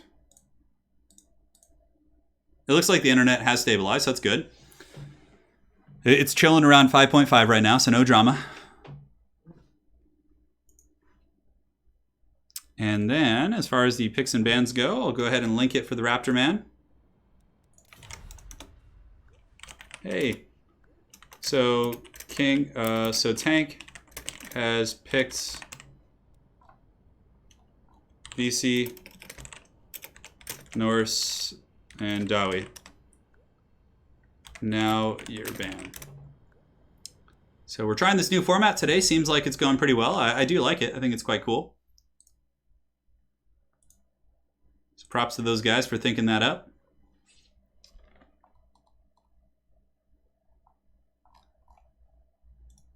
Will the mighty Velociraptor take down the king, the tank? My friend Raptor was the first player I ever faced in multiplayer, says Sugo Carbonara. Very cool, man. Yeah, I wouldn't be surprised if the Raptor is a Lizardman guy. So Raptor, a wise play. He bans the vampire counts. All right, clever. Clever Raptor. And now Tank has to pick between Dwarves and Norska. And we are on Glacial Lake, which I think is a really good dwarf map because of the terrain blocking you have. You can like caddy up to it, and like basically you can deny your opponent an entire flank. So we'll see. Have some water in the meantime. Stay hydrated. Ah, that's some delicious H2O. Tank with the smiley face. he's like, oh, you got me. That's really funny. I foresee. I don't know. Yeah, I don't know what he's going to play. It really. I'm not sure what Raptor main's in. You know, that's the thing. And when you play in tournaments a lot, you can kind of get a hang of like which factions people like to play. But I don't know if these two have played before. So clever girl indeed. Zypho says, I final transmuted a fat blob with Cav on it, but he disengaged with his Blood Knights, yeah. Falcon, that's pretty funny. Oh, man. Falcon, I hope you're doing well, man. Good to see you as always. So Tank still dwelling on the situation. Raptor sitting menacingly on the Beastmen.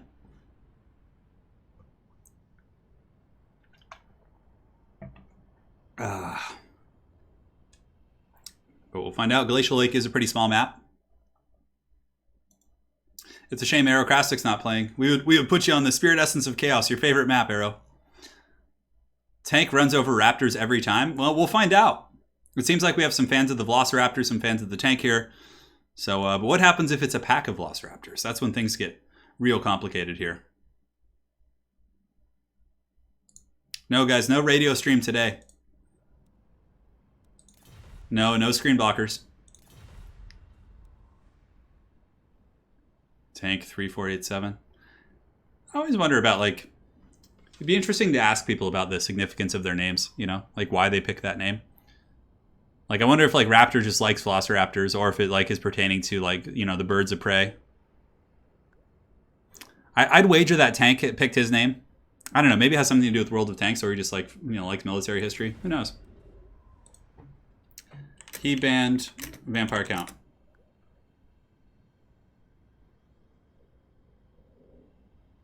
So you get Norse or Dawi. So here, Tank has to choose between those two factions. Clever girls always find a way. Grim, you know, you have a very, very strong point. A very strong point. And then we have a donation from Lich109. During the Storm of Chaos campaign, all Chaos forces who entered the territory of the Vampire Counts were slaughtered to a man. So it's lore friendly. Yeah. Yeah, the Vampire Counts are pretty scary in lore, for sure. All right. So we got Dawi versus Lizardmen. So Tank says 87 is his birth year. All right, fair play.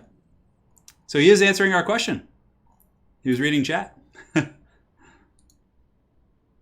Good old Tank.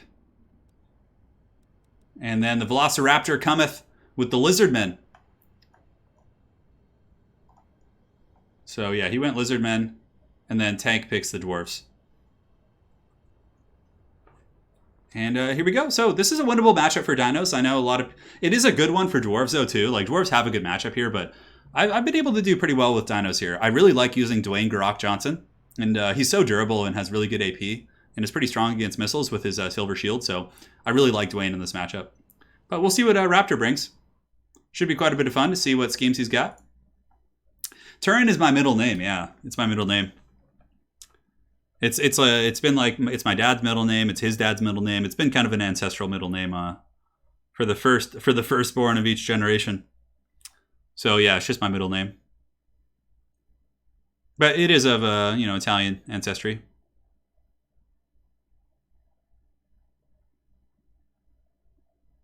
Oh, okay, Grim.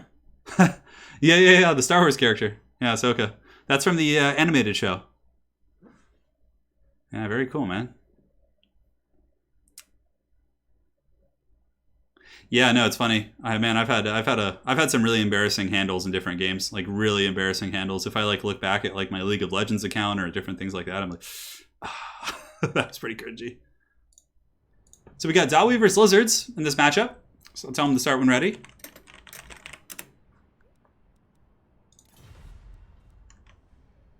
Just checking the Discord to see we're all good there.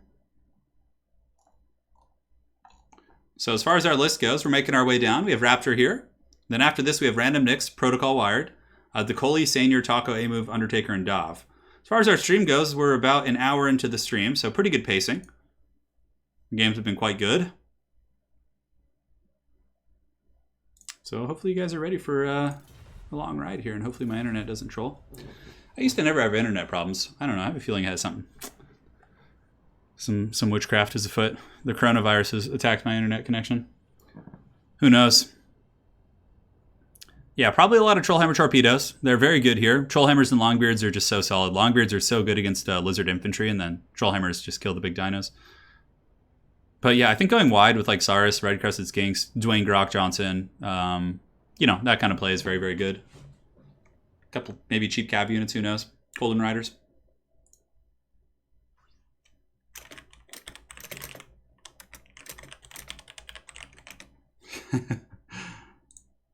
All right, perfect. Everything looks good here. No drama. My League of Legends account? No, it was pretty bad. I'm trying to remember what it was.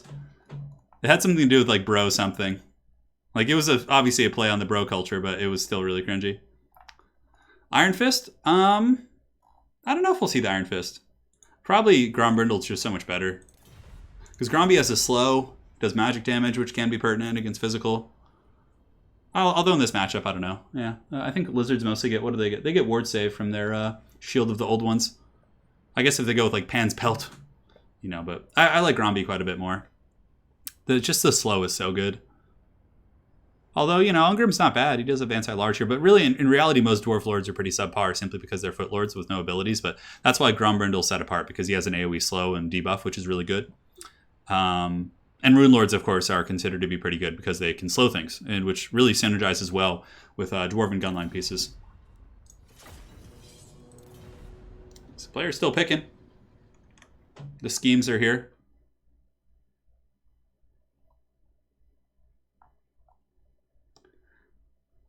He says, just binge watching Castlevania season 3. Is that an anime? I think it is, right? I think I've seen it on Netflix. We need the true king of Carrick Apex. Yeah, the true king of Carrick Apex would be pretty gangster. But the problem with the true king in this matchup, I like Belagar in a couple because he's like dirt cheap and he actually has some cool abilities. But in this matchup, he kind of lacks the AP to really deal with big dino threats. So like Grombrindle can go fisticuffs with like any of the lizard lords. You know, like he can AP them. But the Belagar's equipment isn't terribly effective here. Belagar is good in other matchups against like light armor. I actually like Belagar occasionally against some of the more lightly armored factions, but here it's a little bit of a liability in my opinion. All right, so the Glacial Lake is here. It's a good map I think for the dwarves as well. Depends on which side they start on. If they start here, it's really nice because you can like deploy along the edge of this ravine, and then like you can't be flanked here, which is really powerful. Back in the day, before line camping rules, like when ladder was kind of the main form I used to play on, dwarf armies used to deploy up here on this hill, like in the corner, and just like corner camp here. It was so horrible. Like you would play dwarves, they would like run back to the hill in the corner, and just like, oh my god, it was just so annoying. They would go right here, just like deploy like iron breakers here, like artillery and like, oh, so obnoxious. But of course, we have rules against that now, for the most part. I mean, the thing is, it's still away from the white lion, I guess. So, I mean, I don't know. You could really skirt the rules here, but I'd probably give them a warning if they deployed, like, right there. Like, their whole army, right? So, let's go ahead and take a look at this Dino army. I'm quite interested to see what he brings. So, we do have Dwayne Grok Johnson, as expected. He does have the Mace of Ulamak, which makes him hit like an absolute truck. You can see here, 40 melee attack, 50% weapon damage, all other good stuff. Shield of the Aeons gives him armor and charge defense. Front line is going to be a little skink boys with a couple of red crested skinks. Oh, some Croxigors. Oh, yeah. Spank and paddle time. Croxigors they're one of the cooler units in the game, the way they look. Just these giant angry crocodiles with paddling sticks and hammers. Oh, come on. He does also have the Umbral Tide. Interesting pick. Not the best AP on their missile attacks, but perhaps using them to poke Slayers or maybe fend off Gyrocopters, I would expect. Maybe that's why he brought them. Up in the sky, he does also have Pterodon Riders, which are kind of like a light harass unit for the dinos, even though if you look at their stat line, they're not particularly effective against dwarves. They do hard counter Gyrocopters, plus the rock drops can do some decent damage, and you can have them just sit on top of Slayers or charge missile units like Trollhammer Torpedoes. They bring a lot to the table for sure. Nice little army here for sure. Good stuff. Does he have a caster? Yeah, he does. Okay, I was really worried for a second. He has Manticore Summon and then Weisson's Wild Form. Now for the Dawi, let's take a look. He does have Grombrindle, the White Dwarf, Gotrek. Oh man, so many powerful tools here. Runesmith as well. Looks like he does have a single cannon, some Thunders who can sit quite happily behind this ravine here. So two of those. As far as his troops go, it's going to be Longbeards, I would imagine, into the sunset. They're just so good here, like I said. Longbeards, Dwarf Warriors, Dual Slayers in the back, one of which is going to be Giant Slayers, which will be good against the Croxigors for sure. And that's pretty much it. It's a good army, though. He's got a lot of punch with Grombrindle as well as... I don't know, I would have liked to see Felix too. I feel like Felix is really strong here. Like being able to heal up like a character like Gromby is very, very powerful. The battle begins, the fate of the Glacial Lake. Yeah, this would make sense. I feel like dwarves would hang out here. They'd probably have like a keep somewhere in the hills. Dwarven culture is so cool. Oh man, the grudge thing though is kind of like, it's cool, but it's also sad. Like the fact that the dwarves are like, you know, have to obsess over these like horrible things for like their, like it's funny in the books when you're reading the Masters of Stone and Steel as well as Gotrek and Felix, like one of the most common activities for dwarves when they're like drinking or like, you know, just hanging out, they're always like brooding over like past grudges, you know, so they're constantly thinking about like things that have been done to them and wrongs, and it's just like they're always like in this state of like, you know, anger and brooding, and of course there's celebration with victories and all that, but yeah, it's a tricky thing. So the cannon will probably open up, I would imagine, onto the Kroxigors. It could shoot the salamanders, but I would imagine Thunders should be able to range the salamanders and deal with them. We have a pretty nice start though, for sure. You can see here Raptors, Pterodons here on the far side, which have been Vanguard deployed, are paying the troll toll. Going to be taking a lot of thunder fire for sure. Although they're probably going to get away. They might take like one more volley here. So really, I mean, that Rune of Wrath and Rune, not terribly effective. It depends if Raptor gets away. If these things break off the map, though, then that would be really bad. Yeah, they're wavering now. Looks like he might just go in for a rock drop. Just go balls deep. Here it comes. He drops some rocks and some light contact on the Dwarf Warriors there, but for the most part, the Dwarves are getting the upper hand of that trade, I would say, as the Thunders do just tear into those Pterodon Riders. So, you know, instantly that's like, what, 600, 700 gold gone off those units? So really, really good stuff from the Dwarves so far.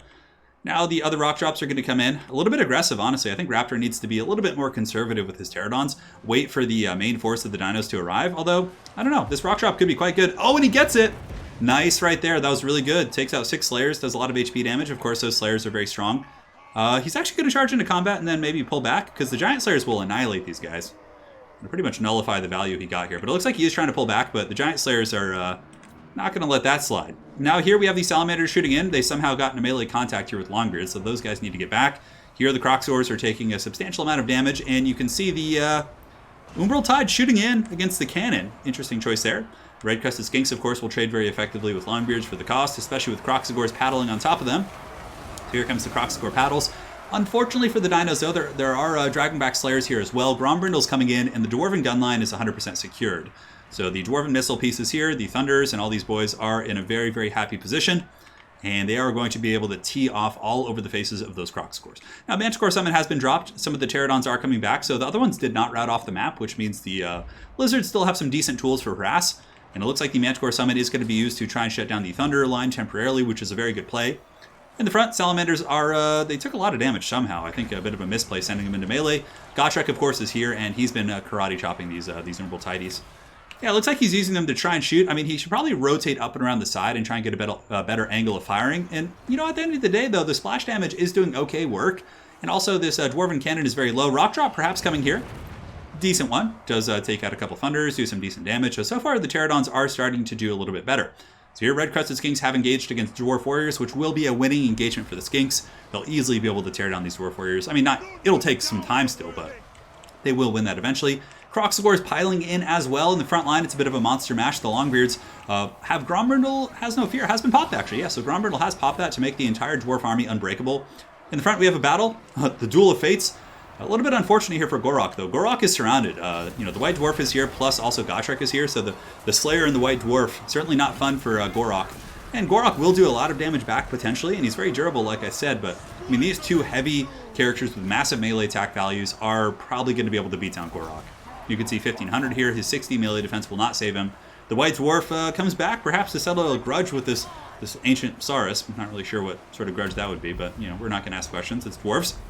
Here we do also have the Umbral Tide shooting in. Still, Pterodon Riders are disrupting the back line, and Raptor's doing a good job here in the late game disrupting, but that misplay with allowing Gorok to be beaten down, and Gorok is done!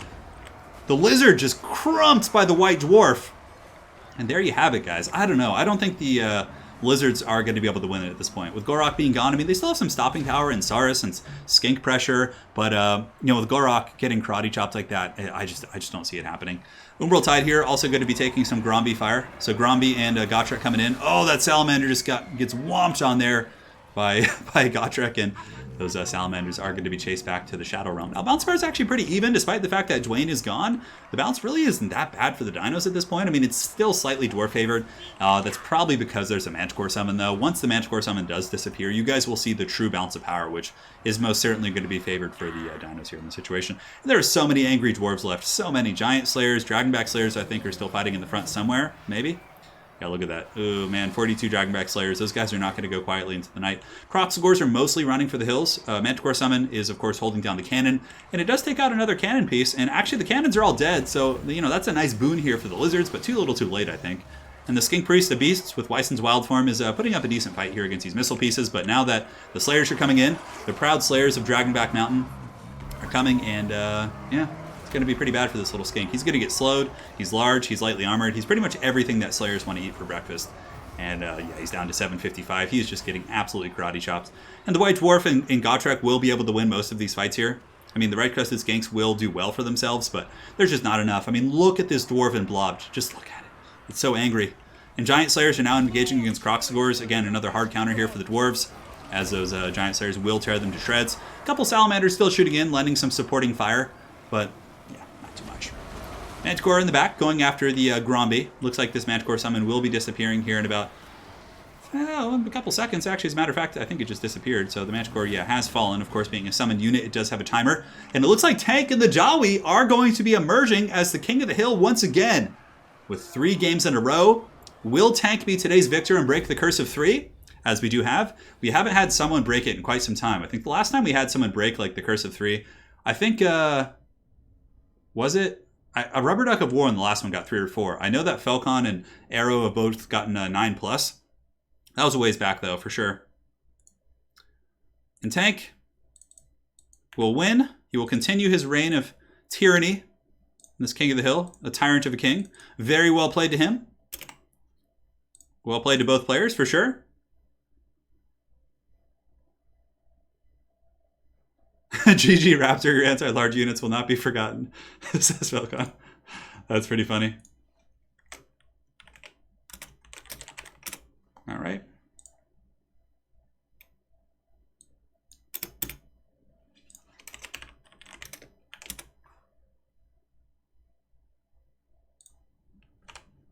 All right, well played. Raptor says, good luck onwards. What a good sport, as always. And next we have Random Nix. Random Nix is up. So Random, if you're here, come do battle with your pal Tank.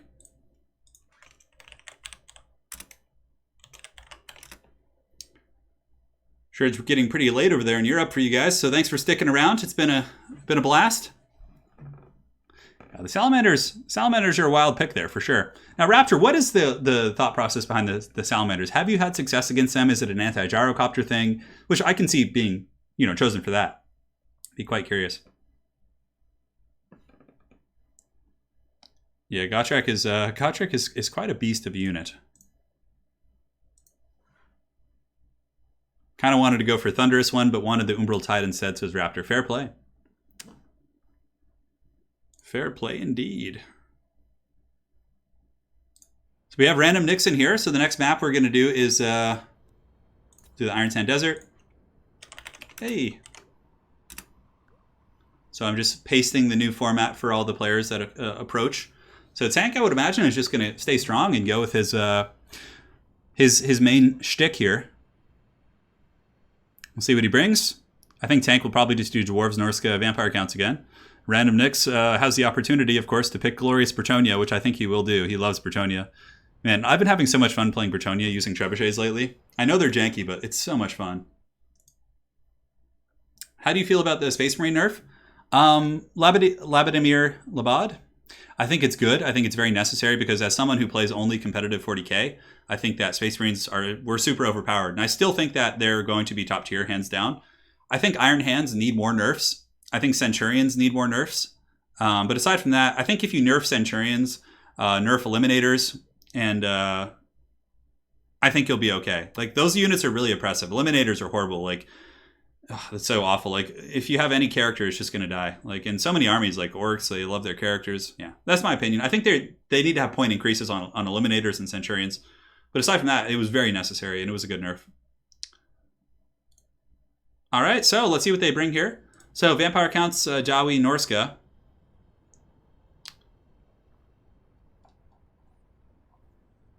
Okay, then he bans one of them and chooses their own. So now random has to ban one of those and then pick his own faction. And let's see what's cracking here. So he's going Dark Elves and he's banning Norska. Okay, so he's comfortable playing Kank's Vampire counts. I wonder if random's going to bring the dreaded Medusa. They better hurry though, because if they don't usurp the king off his throne, he's going to be too far ahead soon. What Primarch will come back next? My guesses would be Lionel Johnson and then Fulgrim for Chaos. I think we're going to get a Fulgrim release for Emperor's Children, and then I think they're going to bring the Lion back for Loyalists. Yeah, I bet you someday we'll see Troglodyons as like a free LC unit or something at some point. So now we have Soul Stealer versus Vampire Counts. See how this goes. We'll see if random can usurp the king. Should be fun. Yeah, Iron Hands still need more of a nerf. I have a guy in my league who plays Iron Hands, and he's one of the best players in our league. Plus, it's just so oppressive to play against Iron Hands. It's stupid.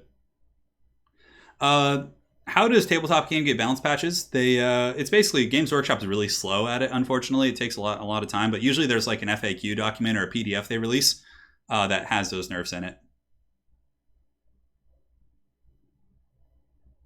Yeah, Death Guard needs some buffs too. They're really bad right now. You know what's really funny, Falcon, though, is that for the majority of 8th edition, Space Marines were terrible. Like, they weren't terrible, but they were pretty bad. Like, up until, like, the very end of 8th edition, which we're in now, Space Marines were not good, Falcon. They were actually really weak. For, like, 2016, 17, 8, like, the past, like, 3 years, they were bad, in my opinion. I mean, yeah, they had a couple builds with, like, Gilliman gun lines with Ultramarines, but aside from that, they were weak. They rarely showed. When they showed in the top, people were like, oh, look, Space Marines are doing good. But now they're just obscenely oppressive. Like the supplements and the changes to doctrines, like Space Marines are just so much better than most factions. Although it's getting better. It was a nudge in the right direction for sure. Necrons are pretty weak, Grimsoka. However, I have a guy who, if you want to message me on, hey, my lovely wife is here. Lady Turin arrives. Everyone say cheshed. I have a guy in my league who's a really top tier Necron player, and he actually like dominates really good players with Necron. So, I mean, if you're curious about a build, I can message him for you if you'd like. Yeah, that movie was good. The Color from Space. Yeah, I think is what it was called. Anna and I watched it the other night on Netflix. Yeah, I know.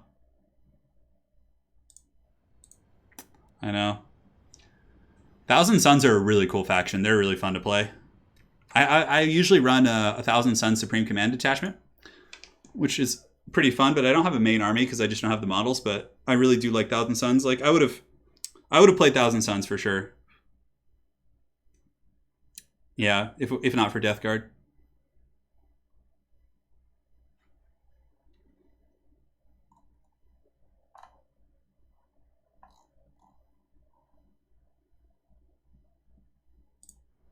All right, players are getting ready. Tank says clever to his opponent, Random Nix, for picking Vampire Counts, or for picking the Dark Elves here. So players are still picking their armies. We could just hang out. Yeah, Space Marines, I don't know about 5th and 6th edition. I didn't play back then, so... yeah, I'm pretty sure they've been good in the past, though. Yeah, Chaos Space Marines are definitely a lot weaker. They need a lot of love. Like, they got some nice buffs. Like, I play an Emperor's Children army. That's one of my favorite ones to play with Night Lords and Death Guard. But for pure CSM, they've actually been doing well in tournaments post Space Marine nerf. But usually it's very, like, reliant on Lord Discordance and, that kind of junk. And Lord Discordance are really cool, but Alpha Legion is really strong, yeah. Yes, Death Guard is my favorite, yeah. Unfortunately, they're just absolutely terrible right now. So it's like, I play in a competitive league with like some top ITC players. So if I bring my Death Guard, it usually is just a stomp because they're so bad. But they'll get some changes. Yeah, the Death Guard lore is awesome. They're so heavy metal. I'm sure they'll bring Lehman Russ back someday. Like, they have so much time to bring him back. Space Wolves just got a new cool model, though, in the Saga of the Beast. They got Ragnar. Was it Ragnar? Yeah, it's Ragnar, right? I think he came back. All right, battle's underway. Not underway, but starting. Vampire Counts versus the dreaded Dark Elves. Random Nyx versus Tank. Let's see how this goes. Tank, a current king of the hill, and honestly, getting 3 wins is a really good start. Like, even if Tank were to lose a game now, his chances of winning the stream are still pretty good. So we'll see how it goes for him.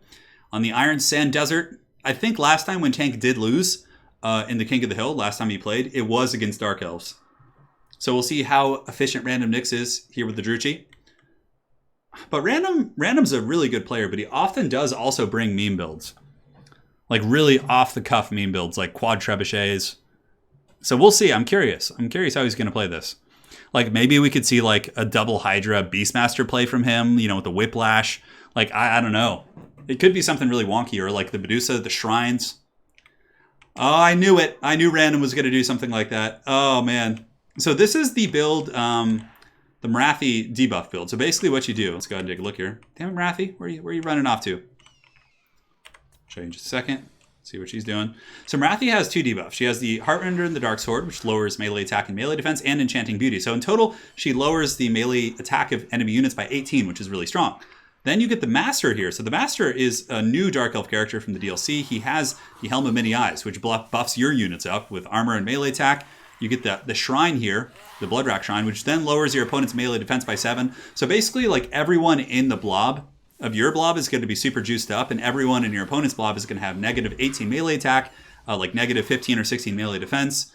And it's pretty scary. So he's got a Hydra, he's got Marathi and the Master, both of which are anti-large specialists. He does have Witch Elves in the back, the Hellebronai, and that's pretty much it. Oh my god, what an army here. What an army from Random Nyx. And now for the Forces of Tank, a much more traditional army. He does have the Blood Dragon Vampire Lord. He also has the Terror Geist, which is very smart. Like, if he had brought like Heinrich, those shrines would run rampant. So in this case, having these big, powerful anti-large monsters with AP is going to be super effective against the Shrine and the Hydra. Aside from that, he's got zombies, he's got some Graveguard, just one group with great weapons, Skeleton Warriors, Mortis Engine to hard counter basically the infantry elite. Like Blackguard, things like that, they lose pretty horribly against Mortis Engines. Crypt Horrors, and looks like double White King maybe? Yeah, double White King on foot, which I think is a great choice. They're very, very good against the Dark Elf infantry. And the battle's underway. Good luck, have fun. So, I mean, the debuffs will be very strong, but also what's really a bit stressful for Random Nyx here is that the breath attacks are going to be very nasty. The Mortis Engine is going to be really nasty. And if he can't burn through the chaff and kill the Mortis Engine, pretty much all the Blackguard are just going to get drained to death, which, of course, is the way of the undead. Definitely a bit of a memey build, but also, you know, Marathi does have Soul Stealer. So if he's able to force a blob fight and get some really good Soul Stealers, that could be very impactful as well. Oh, look at that. The Shrine, the Bloodrack Shrine, actually shot the Blood Dragon Vampire Lord. That's so funny. You never see that. So the Shrine does, of course, have a big angry Hydra riding on it. And here she comes. Excuse me. But look at that, blasting into the zombies there, taking out like 20 of them. That was, wow, took out 23 zombies with one shot. Definitely want to be focusing the great weapons if you can. And here comes the White Kings. So when the White Kings get close, look at their stats, 34 and 48. And in just a second, we'll see it. No, not close enough yet. They're running away from the range. But when they get in there, we'll take a look at the stats so you guys can really see.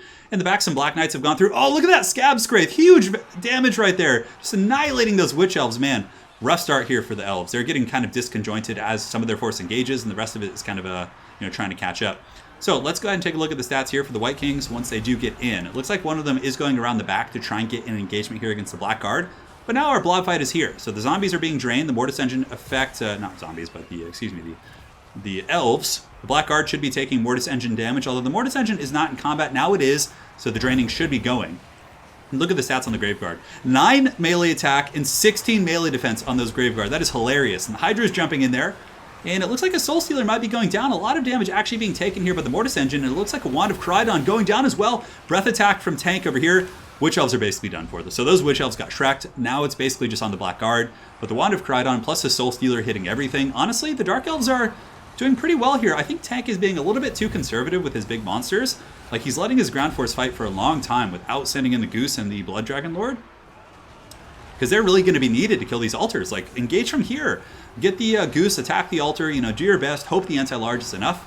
Because right now they're just kind of sitting overhead, and the Vampire counts are allowing the Dark Elves to just kind of run shop. There's basically like 4,000 gold worth of value that just simply is not fighting here. Granted, the Mortis Engine is draining, so of course that is doing steady incremental damage. I would imagine maybe he's waiting for breath attacks. It looks like a breath attack going down here on the back, and that was pretty good. And the Blood Dragon Lord might be going for a breath attack as well. Let's go ahead and see. It looks like a zombie summon. Very conservative play for sure. He does jump in, and there you go. He gets a huge blow on Marathi. Heart Piercing is activated. His melee attack is 34, but that's still not bad. I mean, that's going to be able to make contact here. And he's going to be pulling back, and it looks like the Goose might be charging in now as well when the Blood Dragon Lord does retreat. The Goose is coming in. The Goose does get a decent attack here on the Master, an attempt at least. Oh, that's actually a Death Hag. Okay, so he has the Death Hag as well, which of course has her own debuffs. And it looks like the Goose here does get hit with another Soul Stealer. The Blood Dragon Lord does get afflicted as well. So the Soul Stealer really punishing because it forces, this build forces the Vampire counts into a blob, and then the Soul Stealers, again, punish it. Breath attack going down to the Shrine. One of the Shrines is very beat up. The Bloodrock Shrine certainly not happy. The White Kings, of course, doing a good job grinding through, and the Blackguard are getting a little bit low. I mean, if Marathi and the other troops are left alone and there's still a Mortis Engine and zombies to kind of hold them down, it could be very scary. So here, this one Goose is forced to fall back.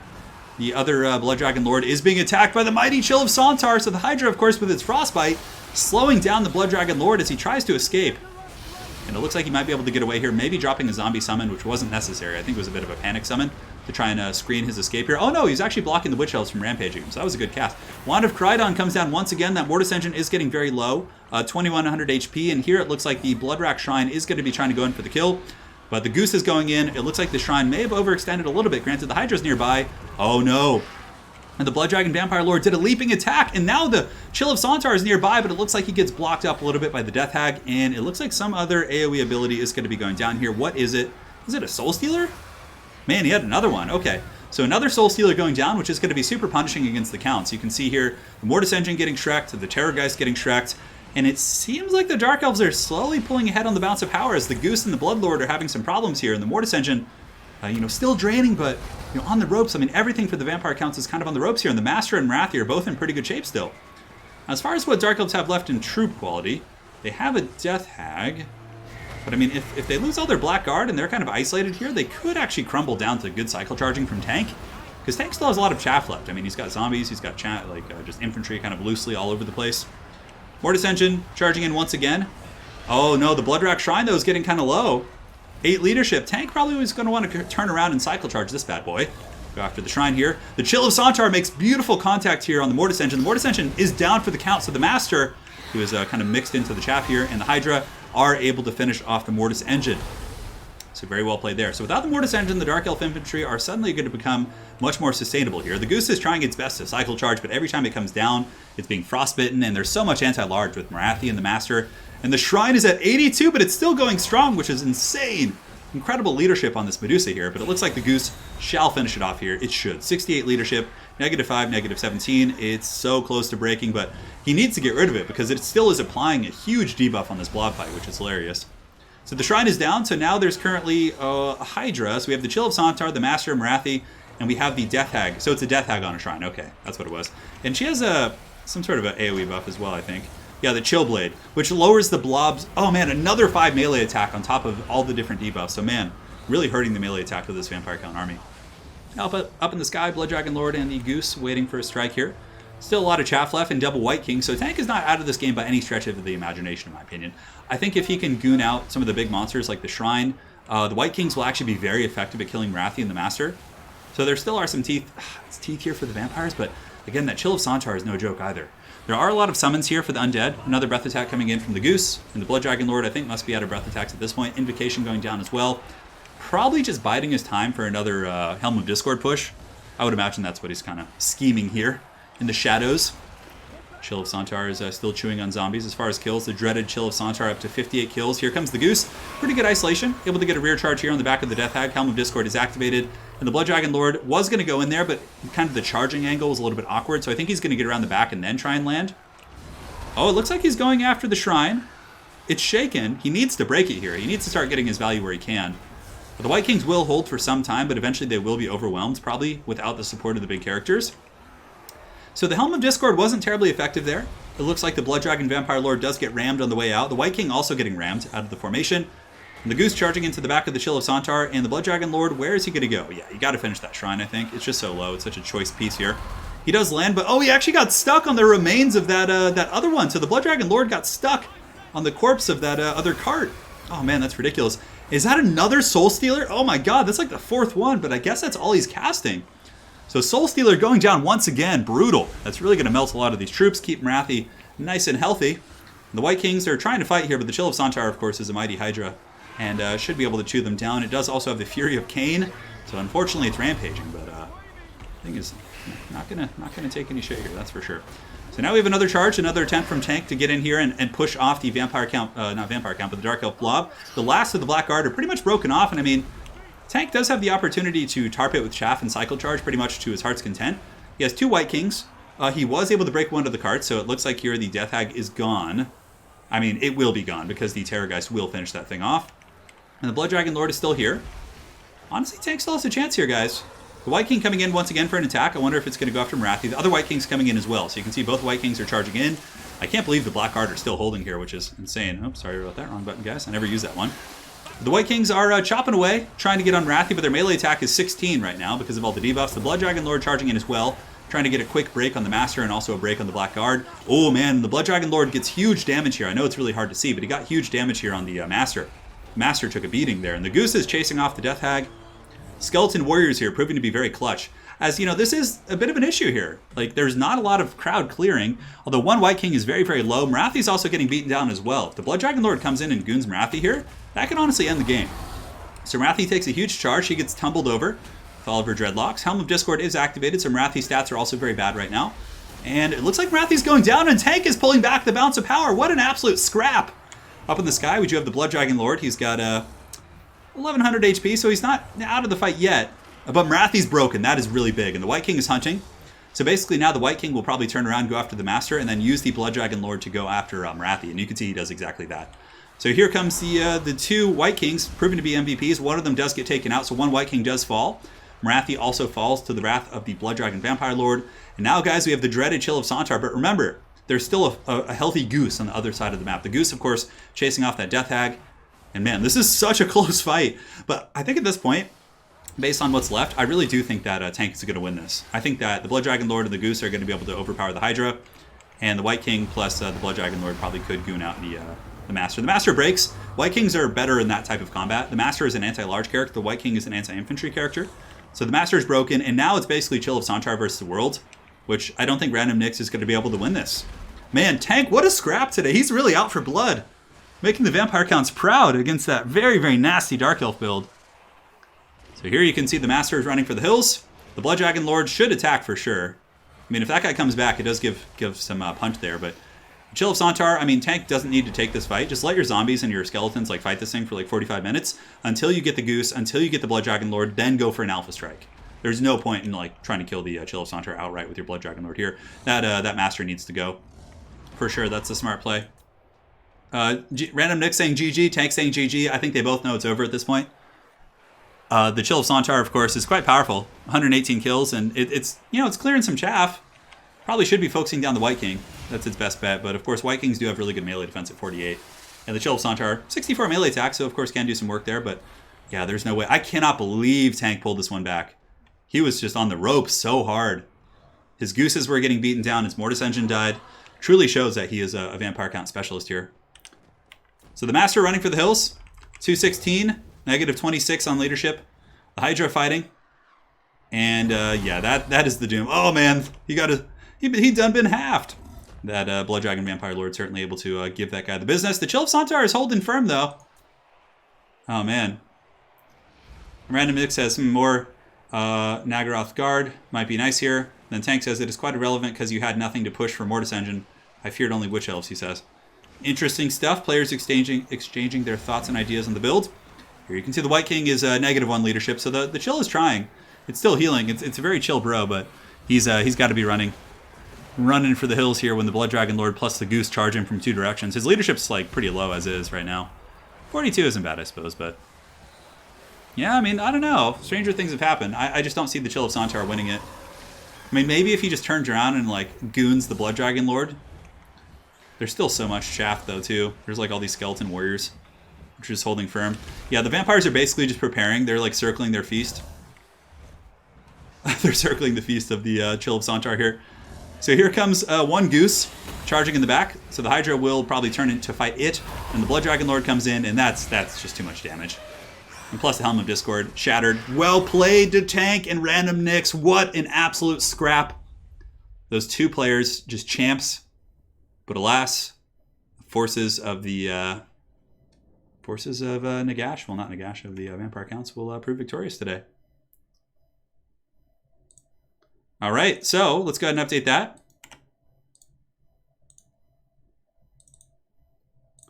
And update that. Man, well played. We had a couple donations I missed during the battle. One from the Shiss. Watching your videos for a long time. Keep up the great work. Greetings from Germany. Hope you're doing well, man. I'm in Germany quite often, or at least when I go to visit Anna. We always lay over there. So hope all is well in Germany, man. And Joe Leonard, dude. Again. 100 G's. Man, I hope you're... Oh, man. I like feel bad when people donate that much. But, I mean, I really appreciate it, man. Slán Gold for Torino. Let's make sure to drop a like. Joe, thank you so much for the fatty, man. Thank you so much. That is so damn generous, man. And yeah, a lot of the donation support will, of course, be going to future tournaments like the ECL Finals. Makes it a lot more affordable for me to put in a big prize. So thank you so much, Joe. Again, dude, you're a couple days in a row here. Just going hard. So Decoli is up now. And Joe, again, one last time, thank you so much, brother. That is super generous. A thick 100, yeah, I know. Let's give it up for Joe here, guys, for the very generous one. Joe Leonard, hero of the people, bringing that fat Slán Gold. Hey, and Joe, Joe Leonard, shoot me a message in Discord if you're not there, if you could.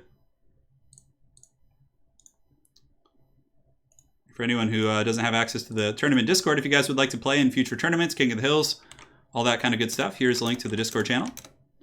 So this is the one I run just for tournaments and multiplayer. So yes, yeah, the beta is just for campaign. But yeah, Joe, shoot me a message in Discord, please. Random Nick says he's going to sleep. Tank is probably so tired. He's in Russia, so it must be like super late here. He's not taking no for an answer here. We'll do Angui for the next map. Decoli's on the way, so handful of players here. We have Decoli, Sainier, Taco, Emu Packer, Undertaker, and Dav to close things out. A couple people did drop, which is good because the stream is going pretty long anyways. Which is a good thing. You know, it's good. It's entertaining.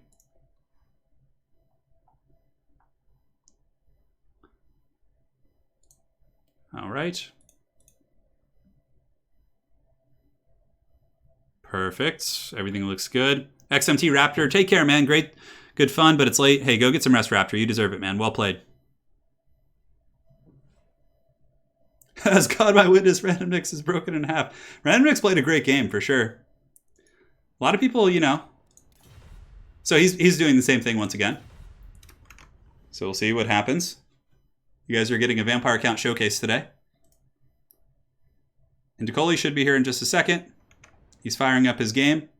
So after Decoli, we have Sainier, Flying Taco, Emu Packer, Undertaker, and Dav to close things out. And of course, we have people in reserve. So Dav, if he wins his last game, will have the opportunity to play until he loses to attempt to become the King of the Hill. If Dav's still here, he may have gone. I'm not sure. It's been a while. It's been a while since I could hold my head up high. It is North Nana. Hey. Oh, that's the Discord link. So let me go ahead and copy and paste the King of the Hill rules once again. And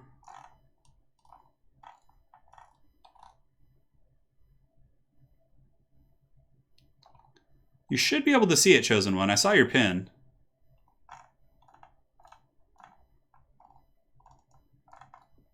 Just 1 second here.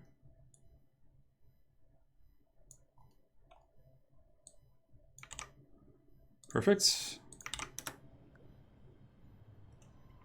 He did. So the king picks.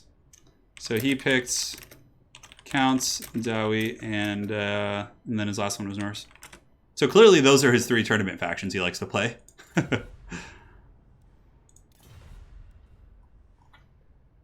So now you ban 1 and pick. So now North Nana, aka Zakoli, will pick here. Of course, we've seen some good builds. Dov has not played or paid yet. I'm sure he will. Don't worry. Falcon says, I'm watching from bed, silently rooting for tank sanity. I know, it must be so late in Russia right now.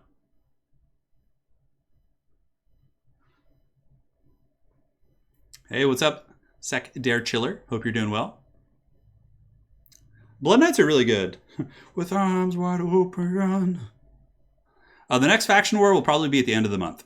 Yeah, I'm going to be coordinating it. Tomorrow, I'm not streaming, and I'm going to be spending the day coordinating a couple events, so I got to get my ECL scheduled. I'm waiting on a couple of schedules from people for that. I've actually decided the ECL round of 8 is going to be Friday, so I'm going to be casting the replays from the round of 8 on Friday. And then the ECL Grand Finals will probably be on the... I'm hoping... Yeah, I'm not sure yet. Like, probably the 21st or 22nd. And then the Faction Wars will be the next weekend. Thank you guys again for all your support. Oh my god. Oh my god, Grim Soka. You guys... I'm going to have... Oh... running out of steam. Grim Soka with another $100 donation. Grim Soka, thank you so much, dude. I really appreciate that. That is super generous. And Grim, hopefully you're enjoying the stream, man. We're going hard. Internet, don't fail me now. Man, Grim, thank you so much. That is just balls deep from you guys today. Not taking no for an answer. I know. The donation showed up. It did. Yeah. It should be showing up at least. Yep. It should be. Thank you so much. Oh, we get some Skaven. Finally. I really wanted to see Skaven today. So North Nana banned vampire counts and chose Skaven. And then Tank picked Norska. So it's going to be Norska versus Rats on Angui. This is a fun matchup. I like this one. It's been quite fun. We'll see how solid North Nana is at the build. I think North Nana had a pretty good run last time. I think he won 2 at one point on one of the King of the Hills. Tank has a rock hard 4, though. Somebody's going to have to go deep to beat Tank's standing today. Because there's some really tough competition coming up, too. Yeah, man, thank you so much for that donation again. I don't know what to say, man. It's just, it's very generous. Seems like people getting their tax return. I'm about to do taxes tonight, actually. I just went through all my business expenses last night with a Sharpie and spreadsheets, and yeah, we're going hard. Grim, thank you so much. Yes, the rats are coming. Yes. Look, there's someone called The Rise of Kevin here. Oh, you guys want to see the Kevin thumbnail? I'll save that as a treat for the end of the stream. And thank you so much, Grim, again. And Joe, you guys are just killing it here. Also, guys, if you're not subscribed to the channel, I'm sure a handful of you guys aren't, please do. It helps me out quite a bit. We're doing it. Tank checking the rules, checking the army limits. I don't know. Yeah, for the rats, warp grinders are definitely very good here. They're great against infantry rushes, really good at backline, protecting your backline and missile pieces. Like if you have a Jezzail, shooting and then like they try and swarm it, you could just warp grinder and it like keeps everything off it. It's so good, and it does magic damage, which is quite good against the physical resist of berserkers. And well, when they do get that eventually, it's really strong. Yeah. So rats versus Norska.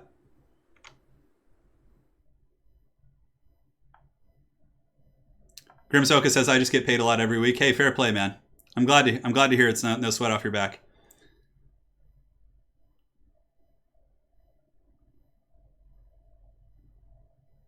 Yeah, we do. Hey, Grim. Grim, my mom's brother does that too. Yeah. He does that, and he's always... I remember when I was younger, I would ride with him here and there, and it was always a pretty fun experience. But now it's that was back in the 90s. It's much stricter now. I'm pretty sure like there's strict laws against having like passengers and things like that in those situations. But yeah, that's cool, man. Cool to hear that. I actually have a lot of people in my family who do that. Yeah, on my mom's side. All right, so... For the build of Norska, it's got Marauders in the front line. Obviously, you don't need elite troops against the Skaven slaves and chaff. A couple of Berserkers on the flanks, it looks like, or maybe just 1 or 2. No Brutes of the Hound, just regular Berserkers. Javelins as well against Rat Ogres, which I think is a great choice. They're really good against Ogres, Furnaces, Hell Pits, you name it. A couple Hounds as well to pressure the back line. Double Manticore is very, very standard here in this matchup. They're cheap, they cause terror, and they can annihilate Skaven Lords if you're not careful. I almost lost my voice there for a second. And up in the sky here, excuse me, we do have Wulfric. Wulfric is the mighty Sea Fang and looks like a Deathcaster. So yeah, a very, very goon build. Basically, he's going to Hunter of Champions, one of the Rat Lords. He's going to attack with 2 Manticores, and he's going to Spirit Leech it and try and instantly kill a character like Skrulk or Ikit Claw. So I like that quite a bit. He's got Skin Wolves in the back, the premier Condom brand of the old world. Found at your local Altdorf stores, I'm sure. Over here for the Skaven, we do have Skaven Slaves into the Sunset, Skaven Slaves in the secondary. No, Clan Rats with Spears, which is good. I like that quite a bit. He does have Ixcha's Triads, which I think are one of the must-take RORs in the game. These bad boys do, of course, yeah, they do some serious work. You can create clones, which can tarp at things, which can block charges, and they themselves are good against a lot of Norscan monsters. Warp Grinders in the back, we have Poison Wind Mortars, double Rattling Gunners, and it looks like a couple Storm Vermin as well. I think North Nana on previous streams was the gentleman who brought all of these Storm Vermin, and everyone was like, oh, he's making them look good.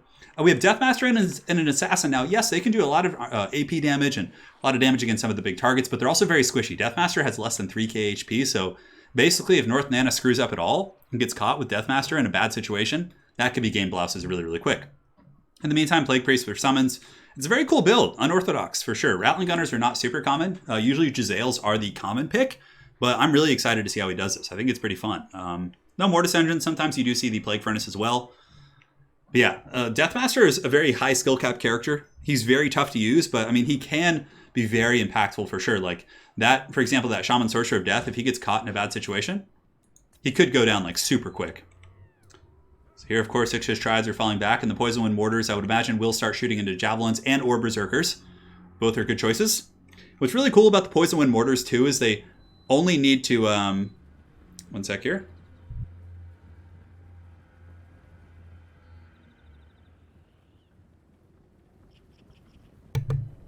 All right, guys, sorry about that. Heard a bunch of pots and pans in the kitchen banging and some beeping sounds. I was just making sure everything's good, and everything is indeed good. It's just anarchy there. Skin Wolves are charging in. Going to be going after some of the free rats here. These Skaven Slaves certainly are chaff. I'm curious about the mortar targets. The mortar targets, I mean, is he actually shooting the Skin Wolves? Look at like how all over the place those mortar shots are. That's such a Skaven thing. So the Skaven Slaves are being sent in as a sacrifice, of course, and being blown up by the Poison Wind Mortars. Again, very, very Skaven. Send in the Skaven Slaves and not only sacrifice them, but also shoot them with your own mortars. Now in the back, a bit of a misplay here, as the Norscan Warhounds are able to get onto the mortars relatively unimpeded, it looks like, although they will get peeled. But if the mortars do get pushed off, Spirit Leech also going down to tank, really opting to go after the gunline pieces. There are Rat Ogres on top of them. The Rat Ogres should be able to peel off the Beast of Tashnar and these other units, but nonetheless, I mean, he is able to force back the mortars, which is a really nice early game grab here. Now, one of the Feral Manticores is rampaging. Oh, no, that's not good. But, oh, a big Sea Fang coming in, but it looks like North Nana is going to be able to dodge it. And he also breaks one of the Manticores off. That is quite good. So good trading back and forth. Obviously, Skaven Slaves across the entire map are being beaten down. The mortars at the back are taken out, but one of the Manticores is down. The other Manticore here is in relatively good shape, and he was able to shut down the Rattling Gunners as well. So far, really good harass and backline pressure here from Tank, which is pretty unfortunate here for the Skaven. Now, the Rattling Gunners are going to turn and probably line up their sights here on Wulfric, but we have the Deathmaster and the Assassin on Wulfric's heels. That's a lot of DPS coming in from those two characters. Plus, there's also Storm Vermin here, but the Storm Vermin just get wrecked by the frickin', oh man, by the charge of Wulfric. But Deathmaster's Sigil is active, and now you can see the big old mammoth is being shanked by a lot of DPS. So you can see a ton of damage coming in on Wulfric, but with the Rattling Gunners and the mortars being pushed back, I mean, it's looking pretty grim. On top of that, you can see Wulfric's coming in to charge back here, and the Skin Wolves are swarming in. They haven't even gotten into combat yet. And mortars are back, though. Balance of power does normalize a little bit as some Skaven troops do rally. I mean, is North Nana going to be able to salvage this backline situation? It seems like there's just so much damage coming in. Manticore charges in once again to the Rattling Gunners. There are Ixcha's Triads nearby who should be able to peel that off. So North Nana needs to react very quickly and kill this Manticore. And I mean, maybe if he can kill Wulfric, that would be a way back into the game.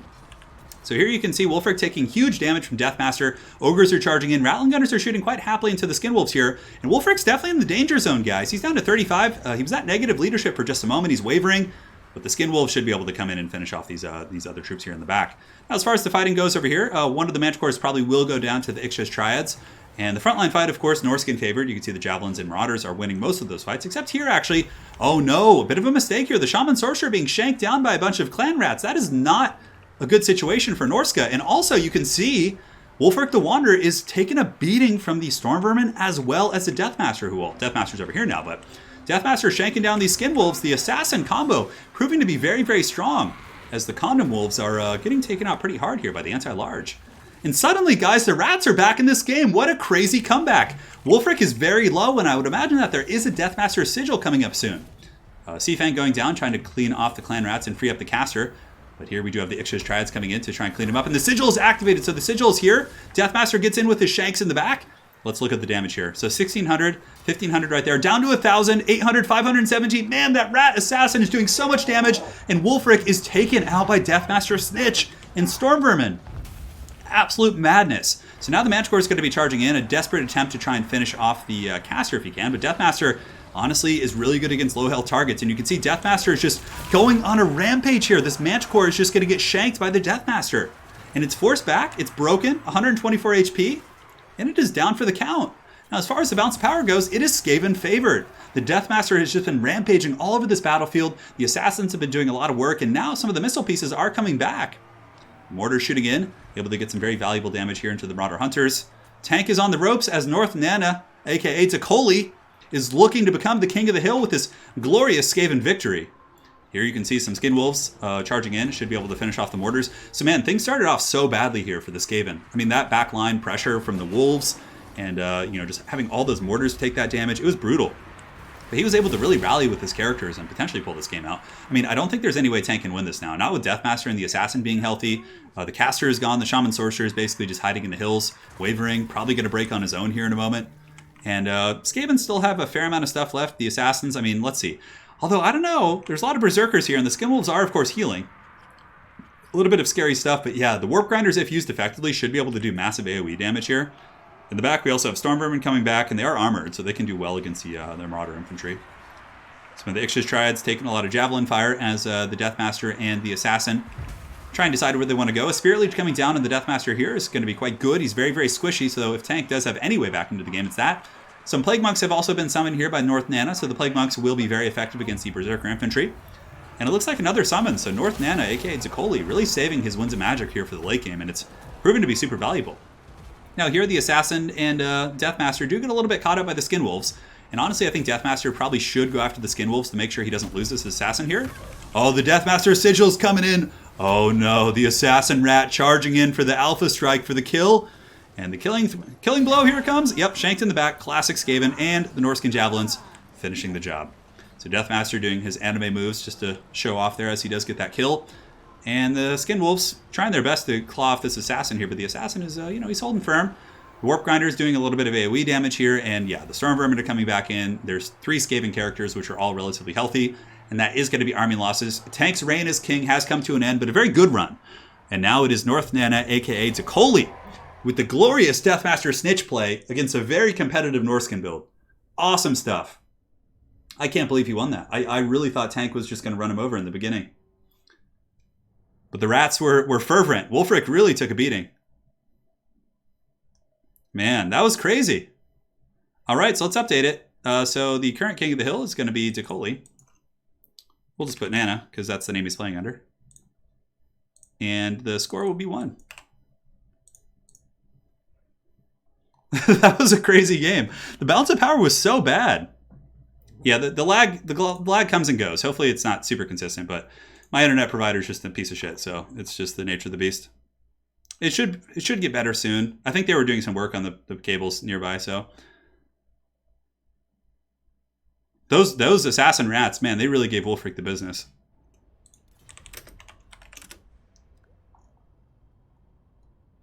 Tank says I'm tired.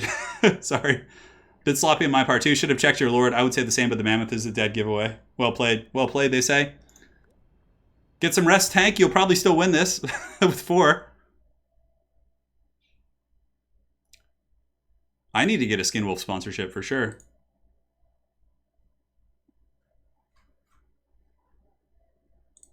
All right, so next we have Sainier. Sainier, you are up.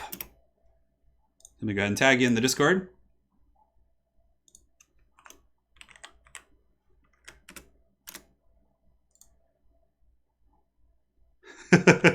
Peanut that's a really funny meme you linked in the Discord. That's good. So Sainier is up. Sainier's been around on the channel forever. The next map, let's do just an Essence of Chaos, just cockfight. All right, Essence of Chaos. Everyone loves this one every now and then. I love it. Is it the Essence of Chaos? I think it is. This is like one of the most close quarters maps in existence. Hey! So here we go. So the king picks 3 factions, other person bans one of them, and then, yeah, they got their details. Now it's time to hang out and chat a little bit. Oh no, the Slanesh bots are here. They rise. Hey, Falcon, get some sleep. Thanks for watching. Very well played, Tank. Tank with a 4-win streak. That's going to be a hard one to beat, my friends. We just linked to the Discord. Tyler, I'll drop another link here in a couple minutes. Joe Leonard, don't give an inch. Hold. So North Nana says he picks Skaven, Greenskins, and Dwarves. Those are his 3 factions, apparently.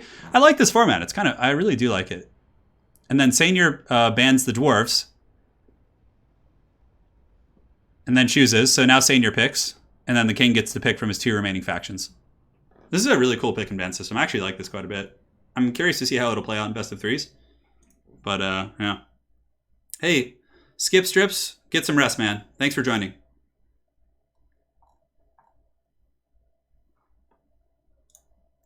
All right, so for anyone who missed out on the link to the Discord, there you go. This is where we do all the multiplayer stuff. If you guys ever want to play in King of the Hills, this is where you sign up. So Sandier's going Tomb Kings.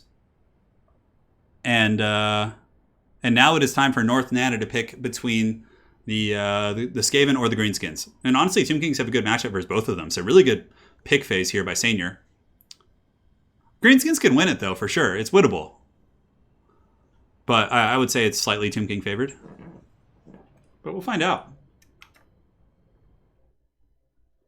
The Slan Gold coming in hard. So we have a donation coming in from Matthew Giannotti. Nice Italian name. Nice Italian name. They're visiting the girlfriend in Austin, Texas tomorrow. I always yell, "It's me, Austin," in honor of your favorite, the Vince McMahon meme. Dude, that's so good. Matthew, right on, man. Thank you for the donation. I love me some WWE memes, like the Attitude Era 90s. Oh, man.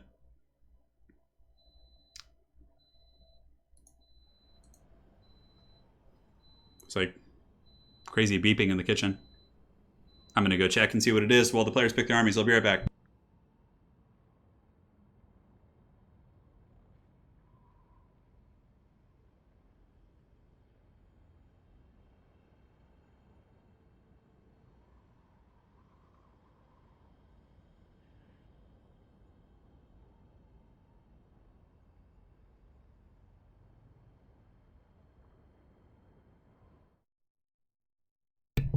All right, guys, I'm back. Hey, I'm glad you guys are enjoying the content. Very well played, Tank. Absolute beast today. Absolute beast mode for sure. And now we have Tomb Kings versus Greenskins as I grab some more water.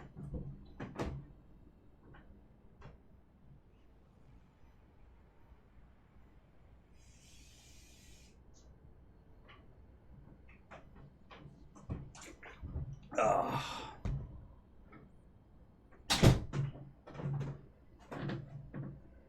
I return. The 4th quarter. What's up, Pharaoh? How you doing, man? It's been a while.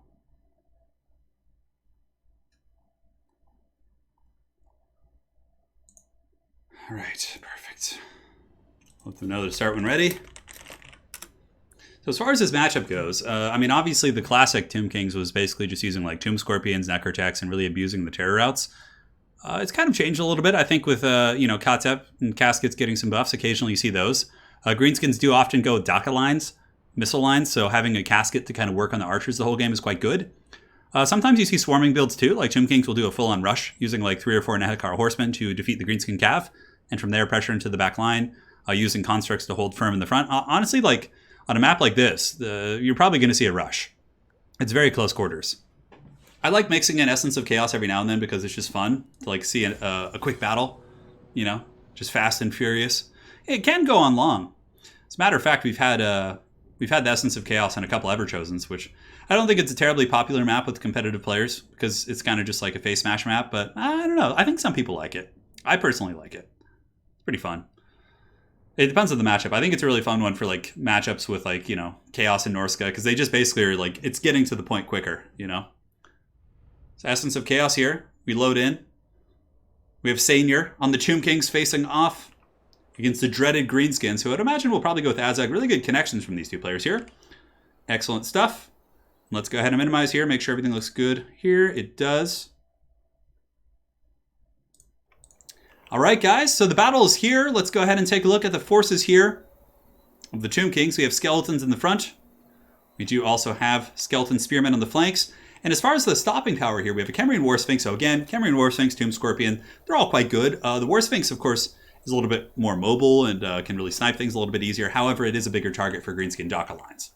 In the back here, we have some chariots, so skeleton chariots, and I believe we have Cetra on the Chariot of the Gods. Oh yeah, guys, you're in for a treat. Cetra the Imperishable atop the Chariot of the Gods. Will he rule or will he serve the Greenskin Gods' Gork and Mork? We'll find out. I mean, yeah, he can definitely stomp some couches. And we also do have a Necrotect on a Chariot as well, so pretty good single entity Chariot play, looking to push into the back line, shut down the Daka play, and we'll see how it goes. Now for the forces here of the Greenskins, let's take a look, make sure they don't have a rule question. It's going to be Orc Boys in the front, so just sacrificial lambs. Oh, Grimgor Ironhide, baby.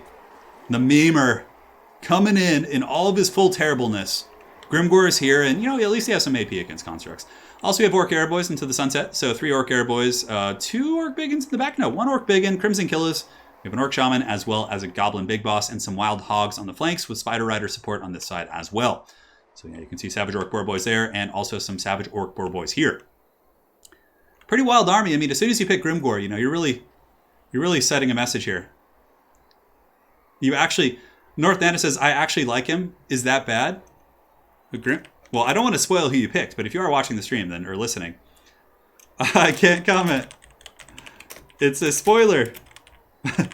I mean, I understand liking that character, but, you know, he's very subpar compared to some of the other choices. Wurzog's a little bit risky here. He can be sniped, but Effigy's really good. Bonewood Staff is one of the best items in the entire game. And from there, also, you know, Azag's super strong as well. He brings AP and Spirit Leech is pretty good against these constructs. So we'll see if the mighty Grimgor can carry this game. I certainly would be very impressed if he can beat Tomb Kings, and it seems like Sanier's brought a pretty strong build as well. If you could defeat the mighty Tomb Kings here with Grimgor Ironhide. So frontline fighting will be underway. It's all skeleton warriors, nothing terribly substantial.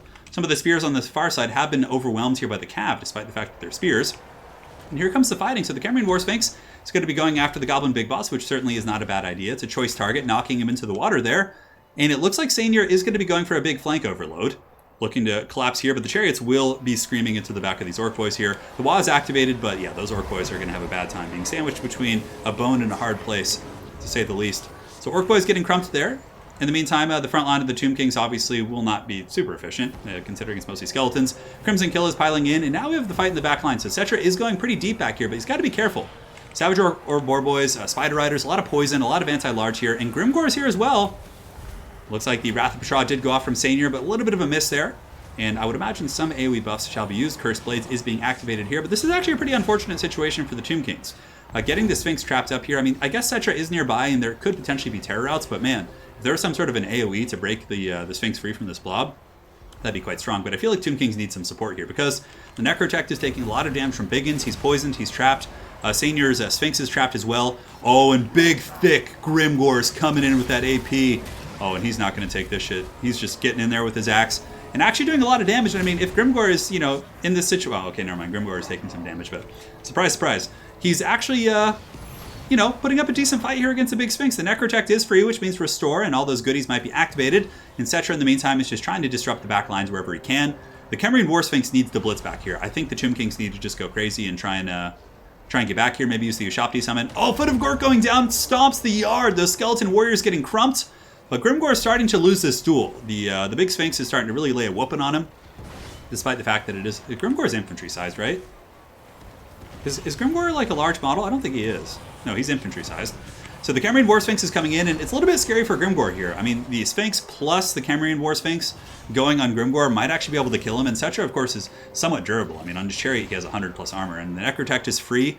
Terror routes could become a big issue, especially if Grimgor goes down here. But, you know, if you could trade Grimgor for the Sphinx of Usef here, that would be really probably a good trade. In the meantime, though, it looks like a Goblin Big Boss is going to be punted into the Shadow Realm by the big old Sphinx. Sphinx is getting low, and the Orc Airboys are putting steady damage into him. The Crimson Killers are still here in very good health. There's many things that are quite good for the Greenskins. Although Setcher the Imperishable's on the hunt as well, and he does have a really good bonus for his infantry, so Grimgor against Setcher is going to be probably Setcher favored, I would imagine. In the meantime, the Sphinx is able to rout off the Orc Shaman. A Wrath of Petra going down as well is going to nuke back some of the Savage Orcs.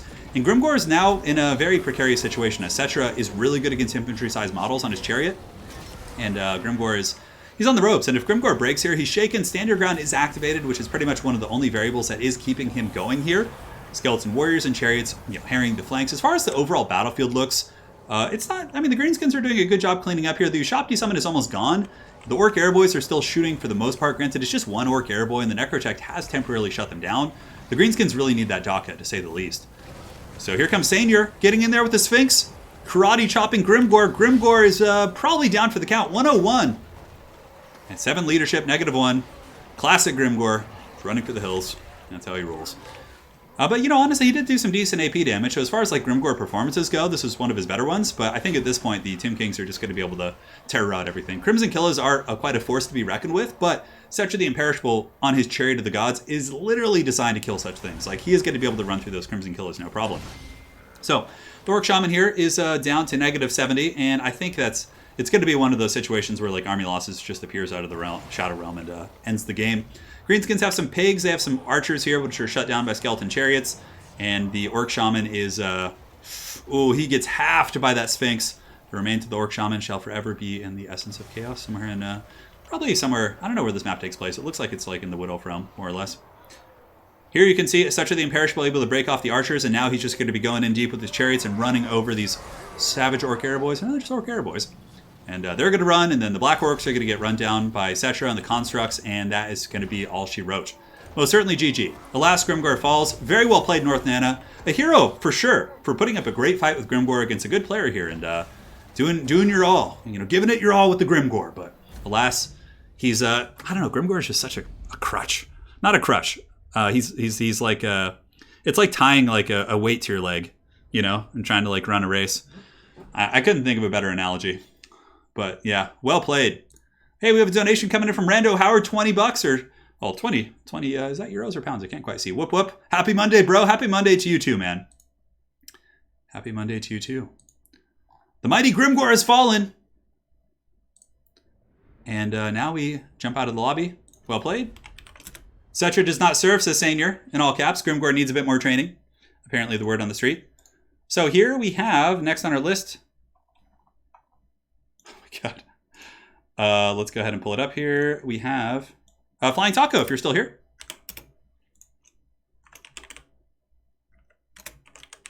Let's see if he's here. We'll give him a minute, of course. Stream is lagging a little bit, I'm sure. Sorry about that, guys. Hopefully it's not too bad.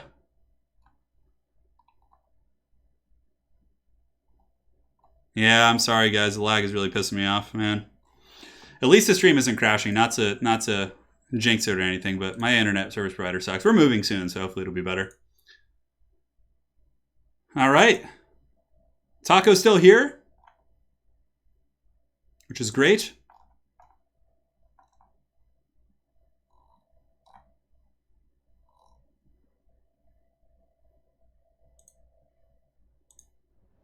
So Sainier is here. Going to be facing off against the great Flying Taco. Flying Taco, of course, is in the ECL finals. For the next map, let's go ahead and find one that's fun. We'll do Troll Country. It's one of my favorite maps. We'll do that one. And perfect. Sorry about the lag, guys. It's the nature of the beast. Just a little lag. Good. Okay. Hopefully it's still watchable. Yeah. Grimgor rocking a mighty 0 kills. But to be fair, Grimgor is all of his efforts were being focused on the big construct, so. Yeah, the Iron Titan is quite good. It's not a curse stream. I know. I need to figure out my internet. It's so troll. Does the audio lag or is it just the graphic lag? I'm curious about that, actually. Hey. So, the picks and ban system. Let's go ahead and get that to the players here. It's been a fun day of games, guys. Thank you all for joining. We're on the tail end now. A couple players left. We're certainly... we have Taco, A-Move Hacker, Undertaker, and Dov. See how that goes. All right, should be up here. All right. Yeah, so king picks 3 factions, other one bans one of them, and then they choose their own, and then the king picks from the remaining 2. Cool, we're all good. Just graphic lag, no audio? Okay, well, at least you guys can still... Yeah. That's weird. Oh my god, the FFA was... It's intermittent, too. I can see it on my dropped frames. So basically, if you look at the stream as 100% of something, 3.2% of the stream have been laggy. So...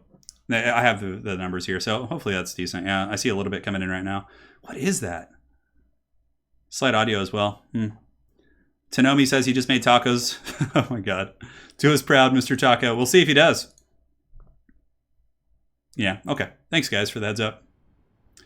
I don't know. I got to figure it out. It's just like such a pain in the butt. I don't know why. Like, how hard is it to just have like steady internet? I mean, how do professional streamers deal with that? People who like only stream every day? I don't know.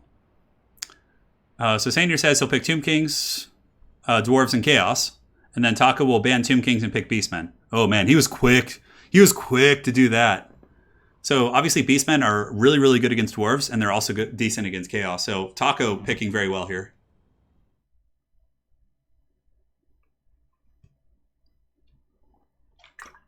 Hey, Presser's sleepy time. Glad you're enjoying the stream, man. We had meme gore. Come on. I see my internet struggling. What is it struggling with? Hang on, guys. I'm going to go check something real quick. I'll be right back. It shouldn't crash, but while the players pick their armies, now's a good time.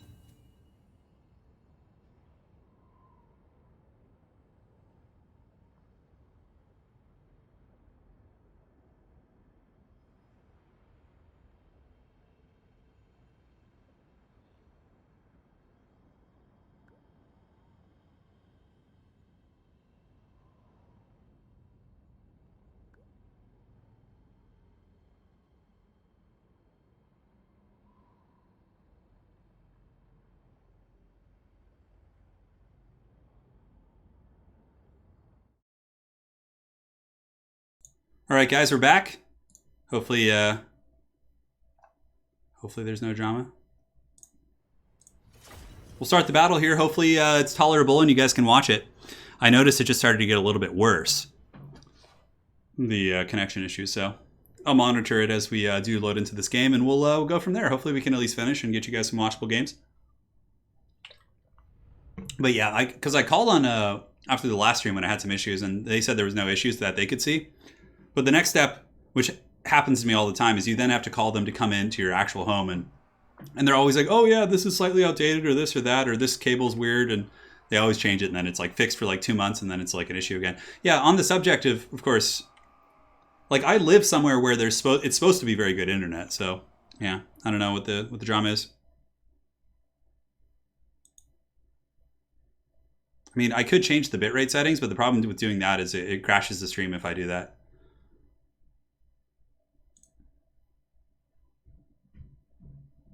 Yeah, I know. Oh no, American internet's pretty terrible. I mean, there's some states that have fiber, but here in California, it's like kind of a crappy situation. All right, so I'm just going to minimize here for a minute while it potentially stabilizes. Yeah, I see the stream health says good. It should connect still.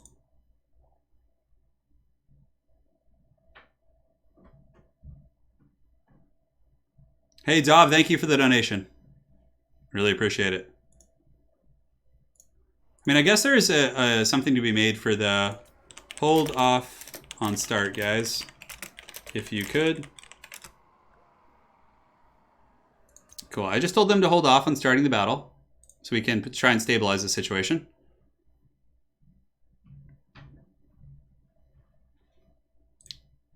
All right, so it looks like it's coming back up. I mean, I'm afraid to mess with any of the settings. I really don't want it to be cut into 2 streams. It's like one of my biggest pet peeves. Dob, thank you so much for the donation, man.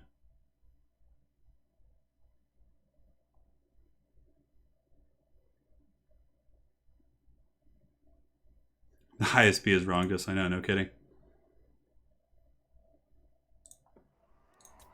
Waiting for nets. I don't have any lag myself in the game. It must just be the upload. It's not. It's purposely frozen because I paused it, so it shouldn't be. Okay. It looks like it's stable now. Maybe I just have to stream earlier in the morning.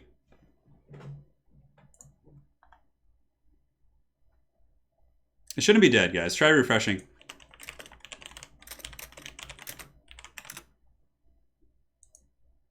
No, never mind. It's trolling about again.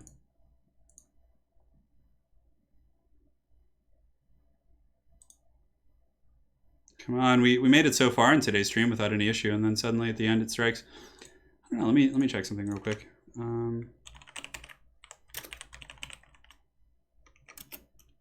Spectrum, internet, status.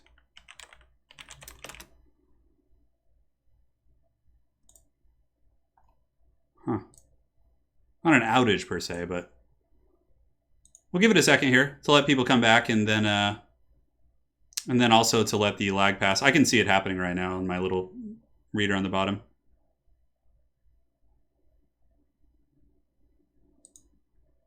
All right, one sec, guys.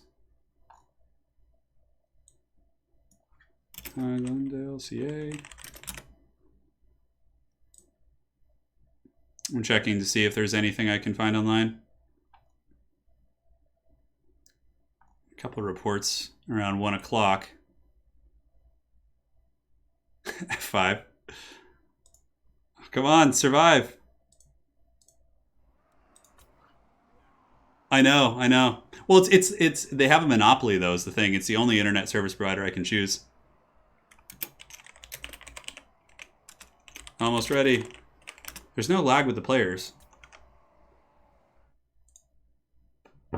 I know, hold firm for the lady. Come on, internet. I know you can do it. You're fighting hard. I can see you struggling.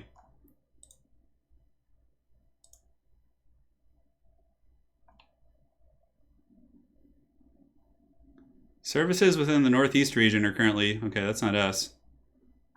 They're having tons of issues in the certain areas now. Oh my god. There's so many posts. We're currently experiencing eruptions in my area. Oh, okay. So there are some issues in my area, apparently. There have been in the past, so perhaps it's something to do with that. Seems good now, yeah. I think it's finally stabilized. I see it sitting at 5.5. So at the very least, the stream didn't crash outright, and now I think we can finish the stream without any drama.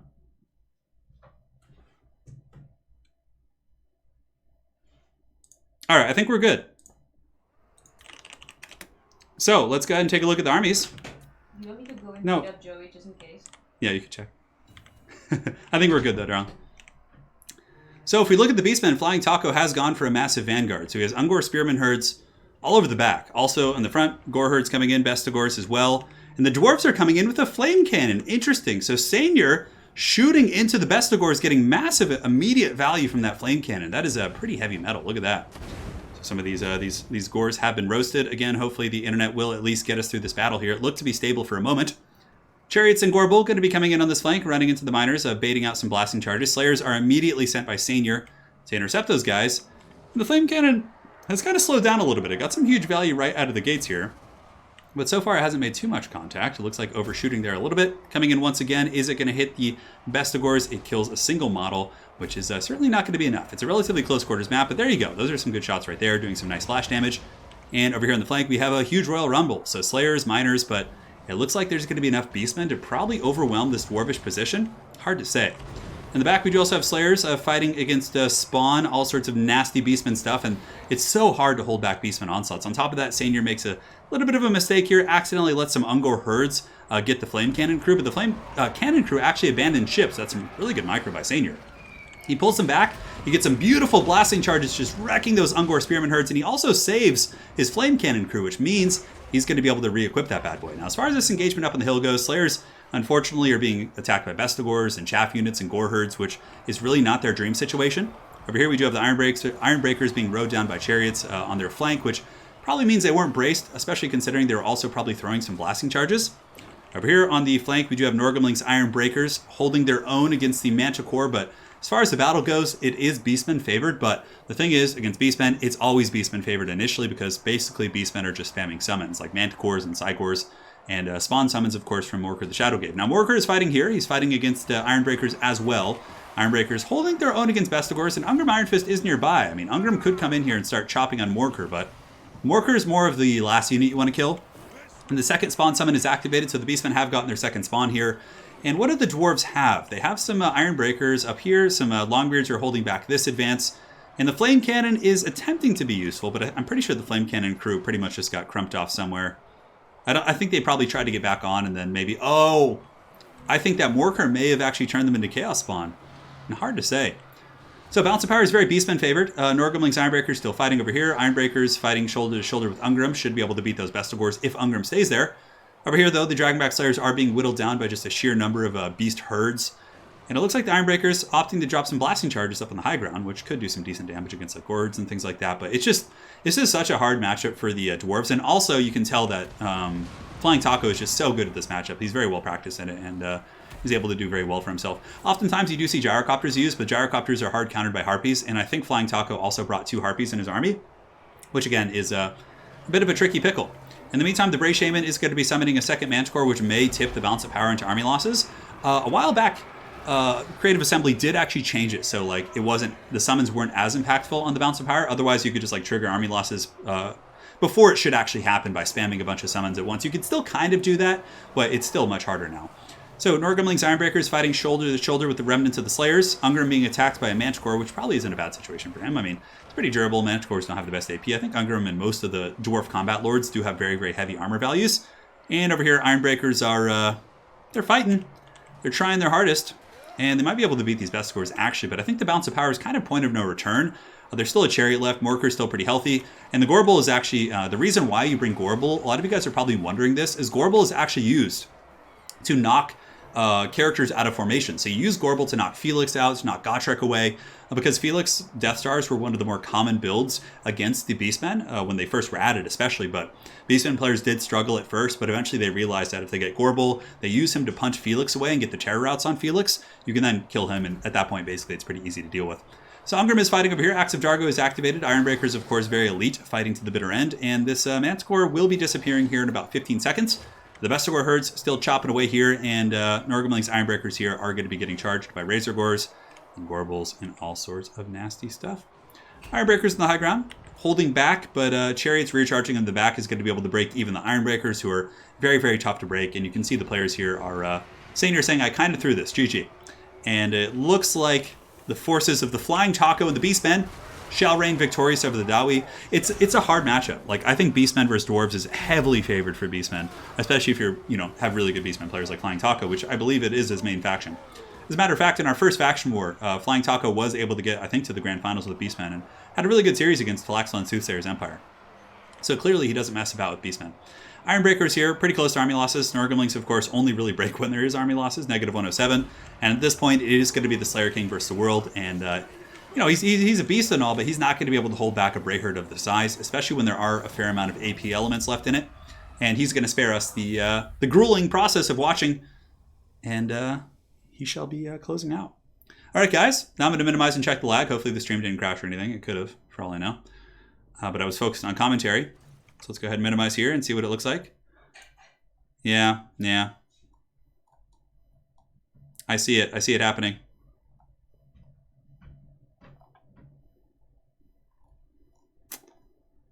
All right, well, hopefully that was at least watchable, guys. I see the bit rates just flying all over the place. We have a donation coming in from Kitek94. It's fixed. Hopefully it stays that way and no jinxing. I know, man. I know. So next up, we have A Move Hacker. Let's get him. Let's see if he's still up.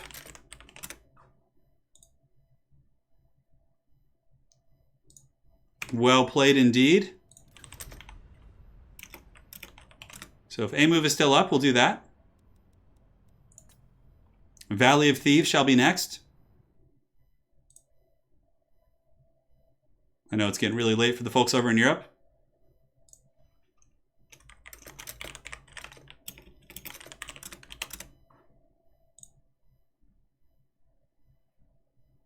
I do have Spectrum Glacier Mortis. That is my internet provider. I know you're asking, yeah. All right, so A move has gone to bed, so Undertaker's up.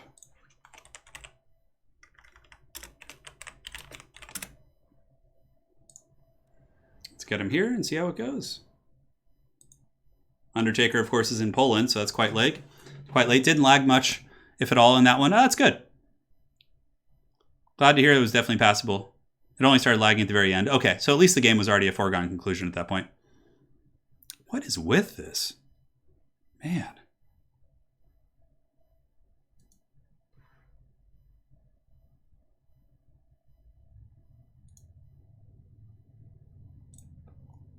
So we'll see if the Undertaker is still around. He is. He is on his way. And we'll be on the Valley of Thieves for our next map. Yeah, and I miss the days when I could stream with no lag. Oh, those were the good days. Well, Rise of Kevin, you might still get a chance to play. Because, of course, we have the reserves list. Come on, internet. Hold firm. Hold. Let me shoot a Grumbrindle direct message.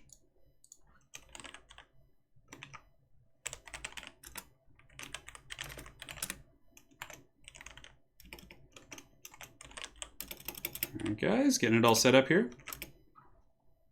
Here he comes. Flying Taco. We got to update the scorecard, of course, is our current King of the Hill.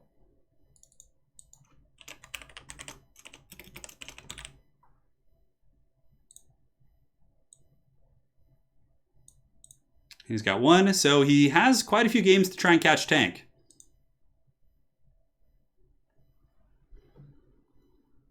Yeah, it's a bit choppy, huh? Yeah.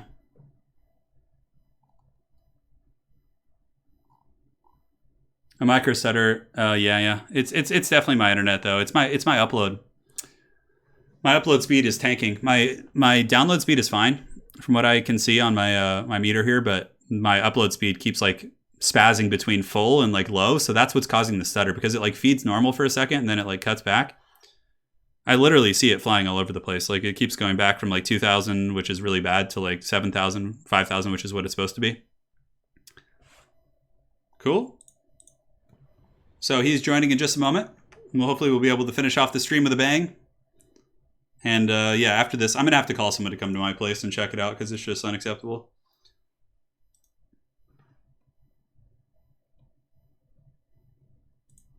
All right, one sec, guys.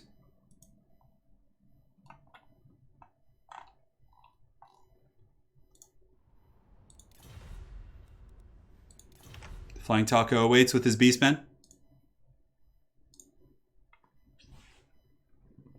Hey, Erlen Holmes. Cheers, man. Yeah, Sainier, the Flame Cannon was actually kind of a cool idea. It's a really hard matchup, though, Sainier, that one, for the Dowie. Definitely a brave soul for taking it, because it is really, really hard. Hey, take care, Tyler. Thanks for joining, man. Come on. Come on, stabilize. Stabilize. I could, like, change my bitrate settings, but if I do that, it restarts the stream.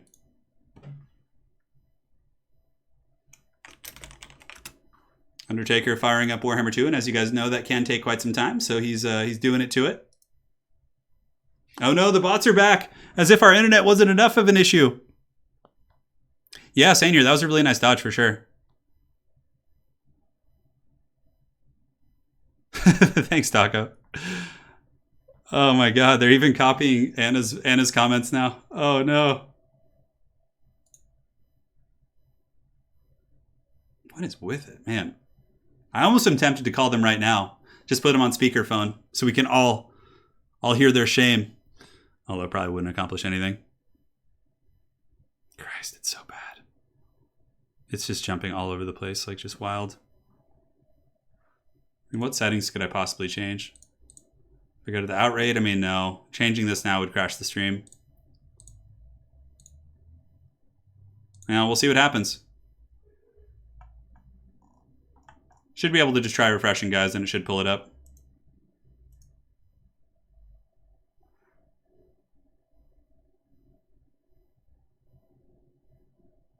Get a lawyer on the phone next time you call. That'll work. Yeah, probably. Well, yeah, I mean, I'm sure somewhere in their contracts they're like, we can't guarantee the rates that we actually say we're giving you. Yeah. Okay.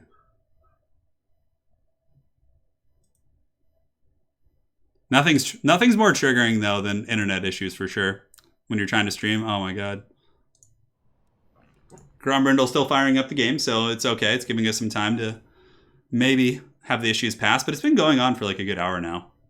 It seems like on most of our streams too, it doesn't lag in the beginning, but then as it gets a little bit later on, it starts to lag. So maybe it has something to do with people coming home from work, and I don't know, like maybe they throttle you at that point. That could be totally it.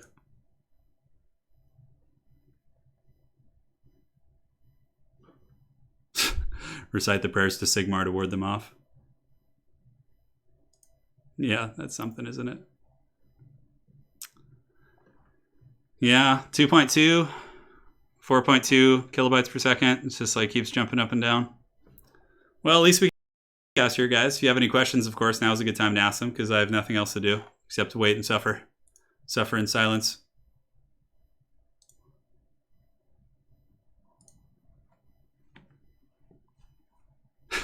Don't worry, Kevin is on the reserve list. So basically, if the last King of the Hill would have an opportunity to go through and play the reserve players until they have a chance. So we'll try and see what we can do. All right, so still waiting here, guys. Sorry for the apologies. Thanks for sticking around, despite the fact that there are issues. Yeah, I mean, it's 4:15 right now, so people usually obviously come home a little bit later, but yeah. Is it crashing?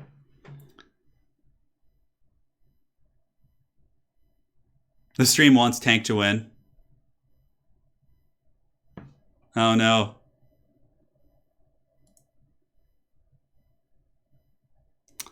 Yeah, we may have to call it there. I don't know.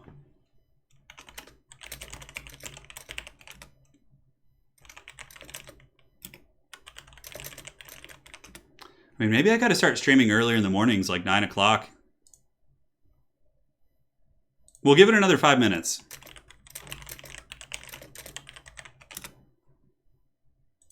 Because otherwise people can't watch. It's a shame. Yeah, so Lich 109, when Games Workshop brings back the old world, I will definitely be covering that quite profusely. So certainly excited for that. Oh yeah, it's frustrating, but it's all good. I'm a pretty patient person, so I can endure. Plus, Grombrindle needed this time anyways to get here, so. Slanesh may take our Wi-Fi, but never take our wallets, I know. It's been a great stream today, for sure. I just, it's a shame. It was such a great stream. I like to have a good capstone on those streams. Do I just try and switch the bit rates and hope? No, that's not going to do anything. It's literally just my ISP. There's nothing I can do.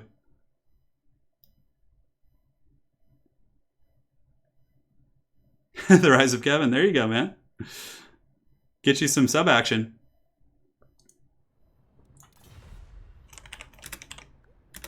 All right, so the players are going to do their picks and bans in preparation of it potentially working.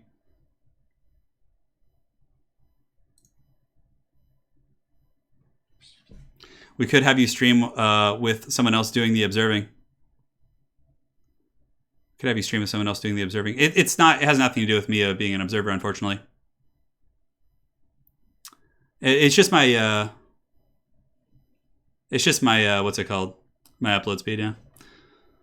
It's just oh god, I see it. It's all over the place.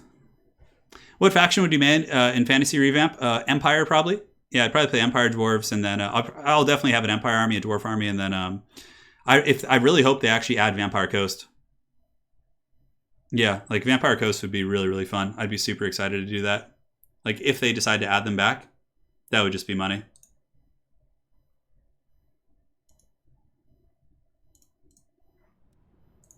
All right, so so Taco, the Warherd would need unique units like Avalorn.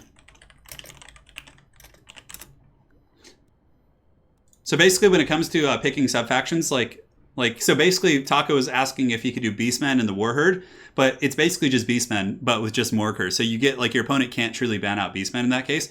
I do like if they have unique units like Dryads or things like that, make it different. So he does Beastmen, Tomb Kings, and Lizardmen, and Grombrindle bans Tomb Kings.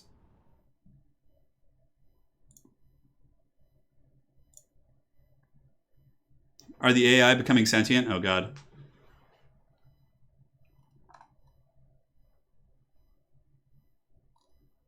Yeah. How is it right now, though, guys? Is it choppy right now? Is it somewhat decent? I mean, I see it jumping about, but it seems like the stream health, according to YouTube, is decent. Yeah, let me know. You guys in chat, I would certainly appreciate it. And thank you guys all so much for your support today. I feel terrible. You guys donated so much, and we're trying to make some good stuff. But it is what it is.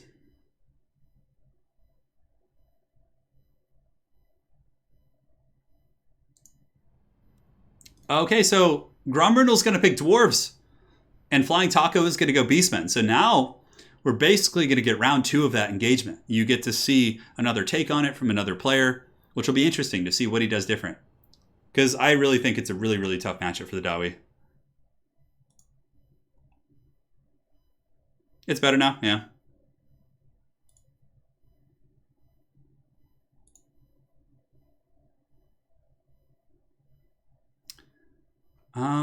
Let's see. Sorry for, what are you talking about, Joseph? You're all good. Yeah. Refreshes the motto, but good. Okay. It's been good for 2 minutes straight now. I don't know. What could we possibly do? I mean, I'm trying to think. I'm obviously, if my neighbors were doing something, like uploading or like doing, that would screw it up too. But yeah, I don't see that being the case. Slayer army, do it. Well, yeah, we'll see what they pick here. So we'll load in real quick. And I'll be back in just a moment, guys. I'm going to check something.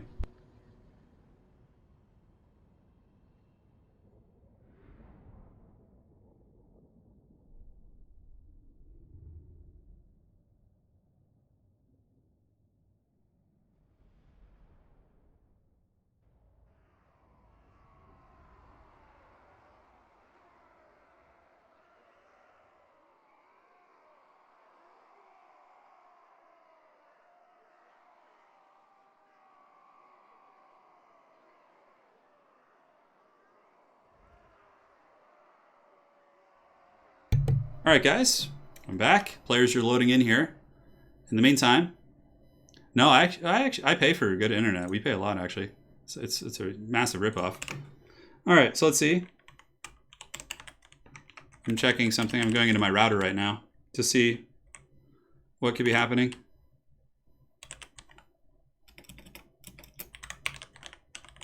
All right.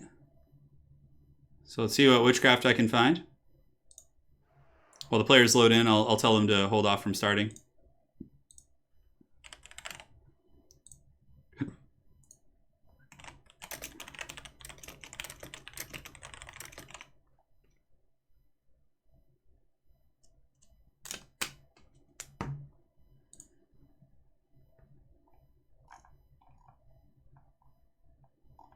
Okay, I haven't done this in a while.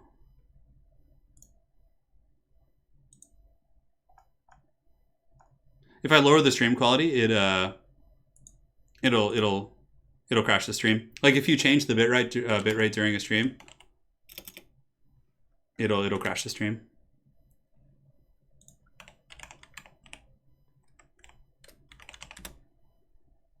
Okay.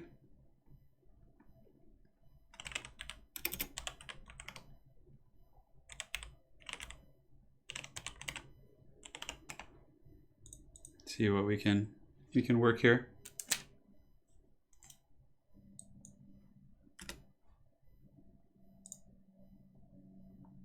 Is it happening?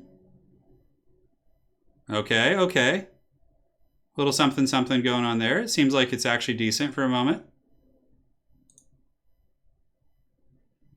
Well, we're moving somewhere else in California, most likely. Yes. All right, well, guys, I think it's appears to be a little bit better now. The Skaven are chewing on the undercity cables in my house, but it seems like it's at least stabilized in somewhat of a manageable point. So let's watch this game, and hopefully it works. So, guys, for the forces of the dwarves, Grombrindle, the Undertaker, the current king of the hill, of course, is Flying Taco with 1 victory. Tank is rocking a rock hard 4. Now, as far as the build goes, he did actually change his build a little bit against Grombrindle. So the playstyle he used against Senior, he will not be doing that again. Although he has a lot of similar elements. He has Ungors, he has Bestigors, he does also have Minotaurs with shields, which I do not believe he used Minotaurs last time. He has 2 of them, including the Butchers of Kalkengard. The one thing he really changed, though, was the Eye of Moorsleep up on the high ground. So the Eye of Moorsleep, when ready.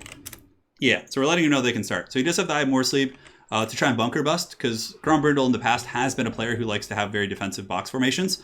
But it looks like he has changed a little bit here. So Grombrindle's army in the front line is going to be Dwarf Warriors with Grey Weapons to try and put a dent in the Bestigors. He does also have Quarrelers, Thunderers here.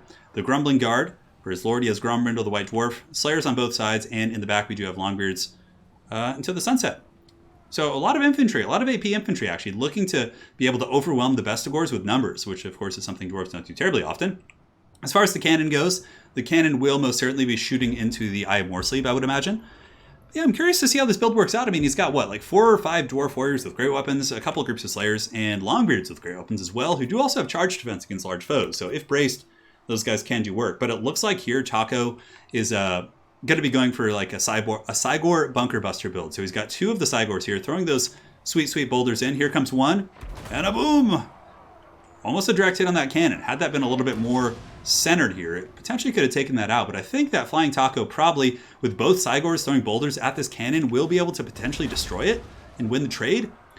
As far as Gromby goes, he needs to pull back these Dwarf Warriors probably, because if they stand on top of the cannon, they're going to take free damage from the collateral fire. So I would probably opt to pull those back. Flying Taco, in the meantime, is getting his Ungor herds around the flanks and is going to be pressuring in there. And yeah, the Beastmen basically just biding their time, trying to get their forces around in a big old surround, at which point they can collapse inward. What's also nice, though, for the dwarves here is that one of the summons is out, and obviously it has an expiration date. That summon will be disappearing here, probably in about 40 seconds or something like that. Some of the Harpies coming in for a disruption, but the Quarrelers and the Thunderers able to really pound those Harpies down. And yeah, Taco is basically going all in. I think he thinks that, and he's right in knowing that, if he can break this cannon crew and get them away from the formation and chase them off, then suddenly, you know, the Eye of Moorsleep is going to be able to just really do a ton of damage, and the dwarves will have to leave. They won't be able to sit here anymore if the cannon is gone. So the Harpies are forced back. You know, Taco's investing a lot to try and bunker bust the dwarves here, which is, it's never an easy feat. Dwarves are one of the more durable factions as it pertains to playing the siege attrition game. This cannon here has a 3 of 3 of the cannon pieces intact. Here comes another Cygor boulder. Falling a little short there. So the Cygor summon's really not coming through here. And the Cygor will disappear in a couple seconds, and down it goes. So one Cygor summon is gone. The cannon's still shooting in, and actually, despite the fact it's being 2v1, is out trading the Eye of Moorsleep very effectively. So this is actually proving to be a pretty good early game for the dwarves. Harpies have been pushed back. Summons have been wasted for the Beastmen. Not wasted, but they just haven't worked out too well, and you know things are going pretty decently. So Dwarf Warriors with Great Weapons are rushing back here to try and intercept the Ungors, but Flying Taco, obviously a very savvy Beastmen player, is going to be pulling them back. But look at that, a flash bomb by Grombrindle. So he slows the Harpies. Man, that was really good. And their charge speed is slowed as well. So those Harpies just getting last samurai'd by the firepower here from the Thunderers. And it looks like these Harpies might just break before they even get in there. So Grombrindle, of course, getting in there and chopping them down. And the Harpies are broken. Man, really, really good smoke bomb. That was super clutch. Now the Dwarven Cannon is still going. It looks like the Eye of Moorsleep is still here. And I think for his lord, he does have Malagor the Dark Omen for Cygor summons. Man, that cannon really, really quite durable here. So a couple of Harpies have been forced back. The dwarves, of course, continuing to shoot here. Here comes another boulder. Will the Dwarven Cannon be able to hold? And it seems like Flying Taco has given up on trying to take out the Dwarf Cannon. Rather, he is now going after Thunderers and some of the other elements in the Dwarven army. But yeah, trying to kill things basically which are good against his Minotaurs. Eye of Moorsleep, as far as HP goes, 5.9. Cannon shooting in. It seems like the cannons keep knocking him over, which is pretty funny as well. Have some water here. And the White Dwarf just kind of sitting and cackling here. You know, he's got his cannon. He can afford to just sit here and trade all day. Granted, the cannon will run out of ammo eventually. This is such a funny match. You like rarely see this, like an artillery duel between beastmen and dwarves. There is another Cygor Summit in the back pocket, but I would be almost 100% certain that Flying Taco is going to save that for the main fight, for the infantry fight, and summon the Cygor basically as like a giant unit, just to sit in there and be functioning as kind of a weaker giant. Cannon is still shooting in. It might be obstructed by Grombrindle here. It looks like he's kind of standing in the way, but for the most part he's not. And the cannon is going to be shooting here in a moment. Here comes the shots. Cygor has 5 points. Oh my god, Flying Taco is trying to juke the Cygor. That's so epic. What a hero. The cannon from Gromby, though, continuing to sing, but the dwarves are about to run out of ammo, so then they'll have to attack through another means. It looks like that cannonball did clip the head of that Cygor down to 5.2. But the Cygor is rocking some fat kills, and the Beastmen honestly are starting to do pretty well here in this trade.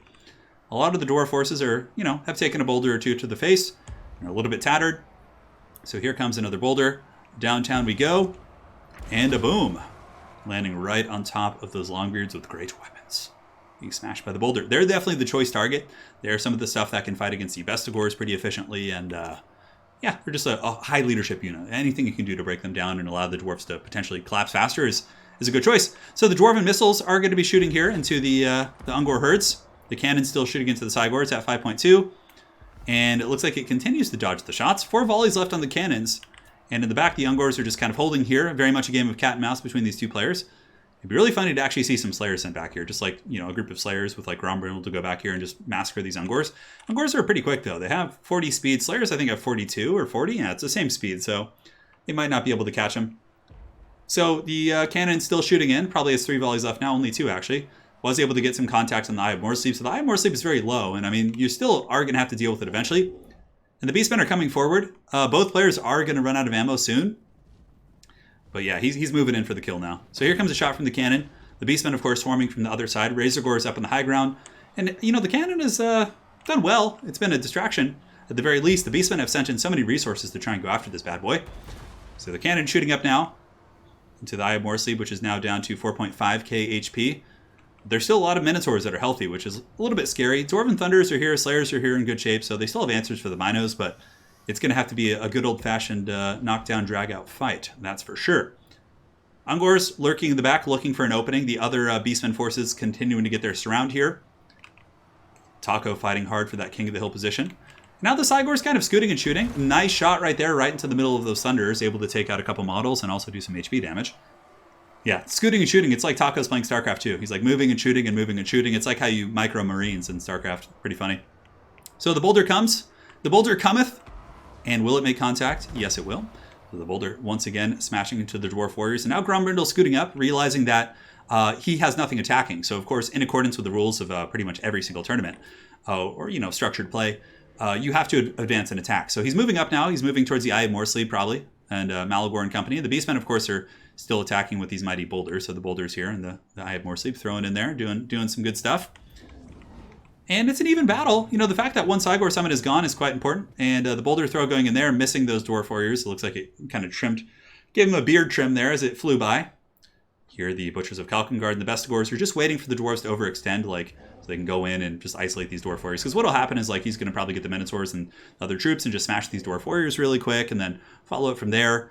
So the Eye of Moorsleep is about out of ammo. It's got 2 rocks left, looks like, that it can pick up from the desert. Not sure where it's finding these rocks, but it's doing its best. Here it comes. Boulder going in. And waboom! Missing the Longbeards. Right into the back there. So now the Dwarven Quarrelers should be in range soon-ish to attack. You can see the Minotaurs on the other side are going to be engaging here. Perhaps against Slayers, a little bit risky, looking to find a way back into the Dwarven army, a bit of a squishy spot. But the Slayers do intercept them, so that's pretty good for the Dawi. Slayers should be able to hunt them down, although a lot of the Slayers got knocked over. Minotaurs obviously are much faster, 62 speed. They are opting to go after the Dwarf Warriors with great weapons and get the Slayers engaged with chaff units, which is like the dream. So the second Cygor has been summoned. Flying Taco summons it on the far side here, starts throwing some boulders in. Both players are engaged in combat here. Here comes the Minotaurs, going to be charging through these Dwarf Warriors here, which is a pretty horrible mismatch. Minotaurs, of course, will massacre them, but they are taking some missile fire, and the Longbeards are coming in with the secondary charge. So now the Minotaurs are going to be caught in sustained combat. Slayers from the back are being sent in. These chariots here as well. It looks like Gromby might be coming in to try and get a smoke bomb here on these chariots, which would be pretty strong if he has it. But I think it's on off cooldown, actually, or on cooldown, because you have to be in combat to recharge it. No, he actually has it. So the flash bomb is active. The Razorgore chariots are slowed. The Slayers definitely are going to want to follow up here. Minotaurs are being pushed back, actually. The Butchers of Kalkengard being swarmed by just Dwarf Warriors and Slayers. The chariots here are being hit as well by Gromby. You can see taking some big damage here from Grombrindle, the White Dwarf. Not big, but a couple blows. And also the Grumbling Guard are able to get some decent connective shots on those guys. And the Cygor summon is being attacked by a cannon crew, which is pretty hilarious. But, you know, it's a good way to distract the giant, send in a cannon crew to hold. Over here you can see the Butchers of Kalkengard taking a lot of firepower here from these Thunders and certainly getting worn down as far as what they have going. They have about 3,000 HP, 2,000. Here comes the other Minotaurs with shields. Charging into the Thunders. It seems like it's a pretty even battle. Maybe a little bit Beastmen favored, but that's only because of the Cygor summon. Once the Cygor summon does disappear, it's going to normalize the battle. And the fact that the Chariots are low and the Eye of Moresleep is low, it's nearby, and the Dwarves honestly are probably going to be able to overwhelm this position here.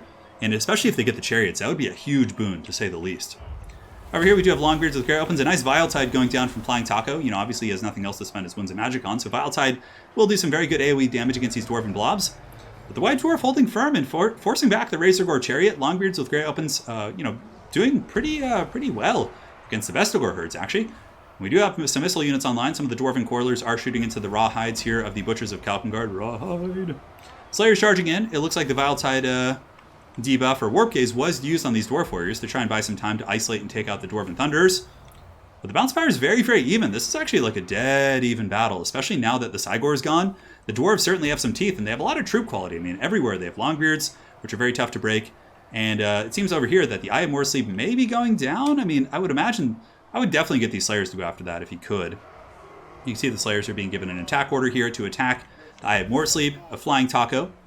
Dwarf Warriors with Great Opens are holding firm as the Eye of Moresleep does drop some fat boulders. A Vile Tide, really nice cast there by Taco. Brutal damage into the Dwarven formation. And here, the mighty White Dwarf, Runax of Grombrindle, has been popped. 658, and also tanks leadership. So now he's going to be discouraging the Eye of Moresleep. If he actually makes contact with it a couple times, might be able to break it. So the Eye of Moresleep will be going down here. Not going down, but probably breaking, I would imagine. There's so many Slayers and Grombrindles here, and the Flash Bomb is activated. I mean, there's so many things that are going badly for it, and we'll see if there's Slayers to chase it. Although it looks like the Slayers did kind of get a little bit caught up going after the Minotaurs over here, which again is a really good choice. And Gromby is going to go Mission Impossible and try and chase down the Eye of Moresleep himself. So Butchers of Kalkengard, 10 models.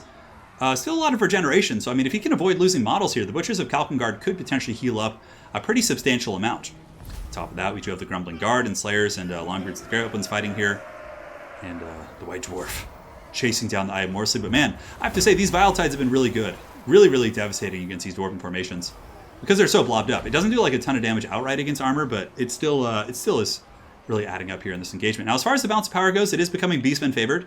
The Dwarves are getting a little bit worn down. There's no more Cygor summons. And the Vile Tides have done a really good job kind of thinning out the Dwarven army here, especially in these blob fights. Looks like here some of the Longbeards with Great Opens are being sent back here to intercept the Vestigores and those returning troops. And now Grombrindle is afflicted by the Warp Gaze, and he's also being smashed by the giant boulder here from the Eye of Moresleep. And I'm really surprised that the Dwarven Cannon didn't do more damage earlier in the battle. I mean, I guess the Cygor marching back and forth made it a little bit tricky. The Minotaurs are now rampaging. I think this is going to be a Dwarven loss. It was a really well-played game, though, actually, in the end. It became very, very close, but I don't know if Gromby's going to be able to carry this one. I mean, if he can kill some of the big monsters in the Minos, like, Gromby can just absolutely destroy this turkey here. Malagor would just get annihilated by Grombrindle. Minotaur's coming in for a rear charge against Gromby. Grombrindle has no fear, has been popped, which is going to give the entire Dwarven army unbreakable, which is very, very powerful. And a smoke bomb here. You know, maybe the Dwarves can scrap back if Grombrindle can carry. He's still somewhat healthy. Minotaurs here are very beat up. I mean, Butchers of Kalkengard are on death's bed here. And there's still a fair amount of Slayers. I mean, there's 19 Slayers here. Grumbling Guard are unbreakable at the moment. And the Eye of Moresleep is getting chopped down for sure. This tree's getting chopped. 7 leadership. As far as speed, 39. There are no Dragonback Slayers here, so he's not going to get slowed. But the Eye of Moresleep probably will break. Minotaurs here isolating a weakened pocket of Longbeards. Going for the kill there where they can. And the Butchers of Kalkengard are wavering. They only have 6 models. Grombrindle might be able to carry this, guys. It's funny because his name is Grombrindle too, so it's like a little bit confusing. I'm talking about the dwarf, the actual character here. So the Butchers of Kalkengard are forced back, and Grombrindle's little Death Star is proving to be very scary, actually. Fighting inspired by the presence of the White Dwarf. Certainly a very fitting lore situation as well. The Eye of Moresleep is at 370. It's very low. If Grombrindle gets one more chop on the Eye of Moresleep, this bad boy will be going down. 370. Is he going to get it? Here it comes. 0. And the Eye of Moresleep is felled by the White Dwarf. And suddenly, guys, we have a scrap on our hands. That is for sure. Now, for Flying Taco, he's got Razor Gores. He does have the Butchers, who are still healing, which is really unfortunate here because they are a pretty tough unit to deal with. Harpies are being sent into combat. The Longbeards and the Grumbling Guard and Grombrindle and all these guys should be able to fight those Harpies back. You can see 16 right here. 532. Are they doing it? -1. Harpies will break. Of course, the Butchers of Kalkengard chasing the Longbeards up on the high ground. And I don't know. This is really close. This is really, really close. The Minotaurs will eventually have to come in and fight. I mean, you know, neither army has range tools, so basically it's just, you know, I wonder if Flying Taco is going to trickle in, or maybe he's saving up Winds of Magic on Malagor for this fight. The Balance of Power is... I really thought the Beastmen were going to get this as the Dwarf army started to get Vile-Tided and Cycle Charged and everything like that. But the Chariot's coming in, of course, being given a glorious attack order here, but is it going to turn and run? It's going to charge in. A Smoke Bomb going down, so that's good and bad for Taco. It means that the Chariots will probably die, but the Smoke Bomb isn't going to be here for the Minotaur fight. So now I think a Flying Taco probably is going to be opting to engage with the Minotaurs. Is the White Dwarf going to be able to do this? What an absolute battle between these two veteran tournament players.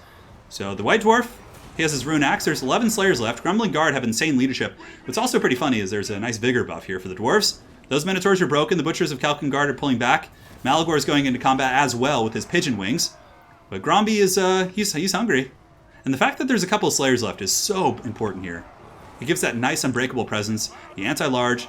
The Minotaur is charging in once again, but the Balance of Power is actually getting more and more Dwarf favored here in this situation as Minotaurs here and there are being chopped down by Gromby. Every swing he takes is probably killing a Minotaur model. 6 of 12 here. The White Dwarf still fighting. 5 Slayers left. The Grumbling Guard and the Longbeards on the point of breaking.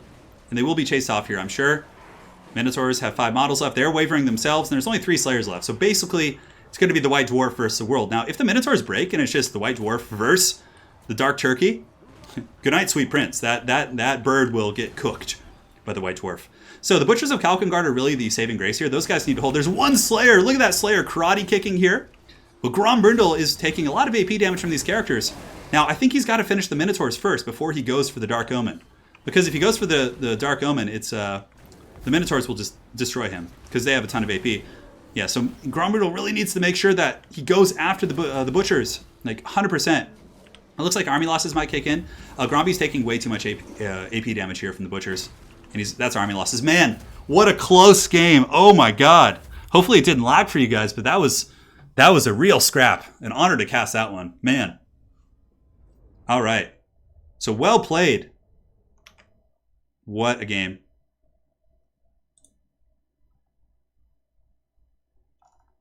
That was something.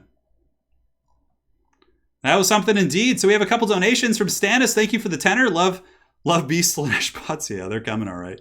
Thank you, Stannis, for the donation. Hopefully you guys were able to watch that. Man, I really thought the Dwarves were going to win that. It seems like the bitrate's been stable, from what I can see. It's hanging out in the higher numbers. Was there any lag in that game, or was it good, guys? So next up on our list, we have...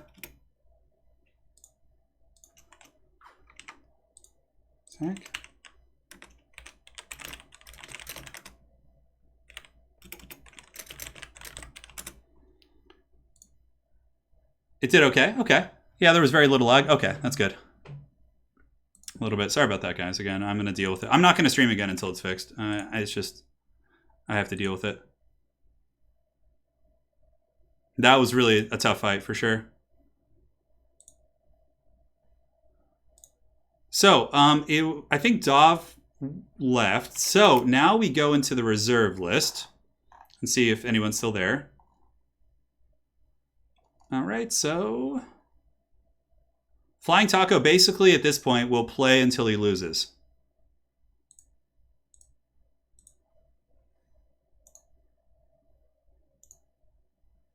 All right. So we have Outer Region.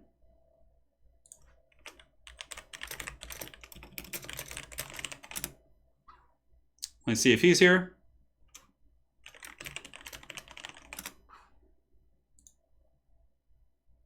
Well, we have a list of people who signed up. No lag. All right, that's good.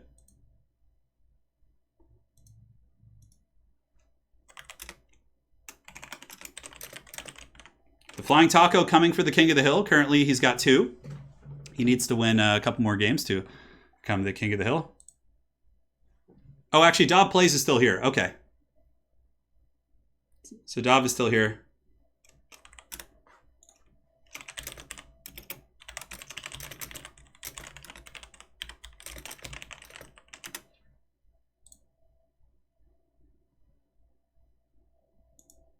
All right, guys. So Dov is actually here, so Dov will be joining.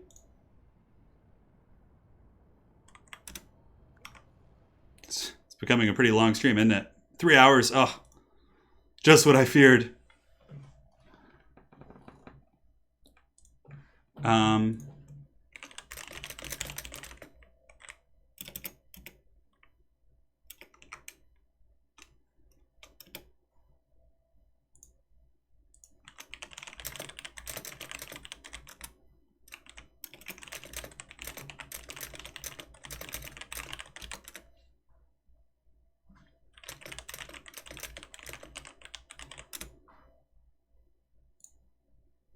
All right, perfect. Out of region, I'm sorry. Dov was actually there. So Dov, knowing the stream is obviously going a little bit long, is going to be the first of the reserve players. He was our last sign up. So basically, if Dov wins here, then the stream would be over.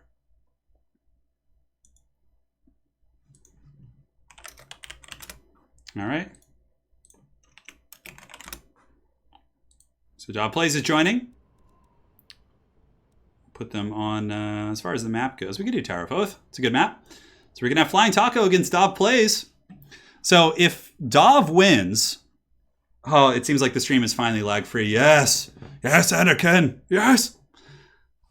So it's just, oh God, it's so terrible. Well, if Dov plays wins, then Flying Taco will be stuck at 2 and Tank will win. If Taco wins, he keeps playing. And we go down our reserve list. Hey, the Sonic SE, I'm glad you found the stream. Dov did pay for the last game. And of course, Dov plays the champion of the Empire. Hey, Cyber, take care, man. Oh, it's so good to have a stream that just isn't lagging. Oh. So, Flying Taco says, I picked Beastmen. NO? What is NO? What am I... What is NO? Beastmen, no, and Vampires? What is NO? I don't know. Maybe these guys know. Okay, so we're doing the new pick and ban system. Dov plays is here. Let's see what he picks. So if Dov wins, he will be the end times. He'll bring the end times to the stream. Oh. If not, then we'll see what happens. If Taco... Well, so here's how it works. If Taco passes Tank, the stream ends and he wins. That's how it works. Yeah. Oh, it's Norska. Yeah. Yeah, okay. Sorry, my brain... It's been a long one.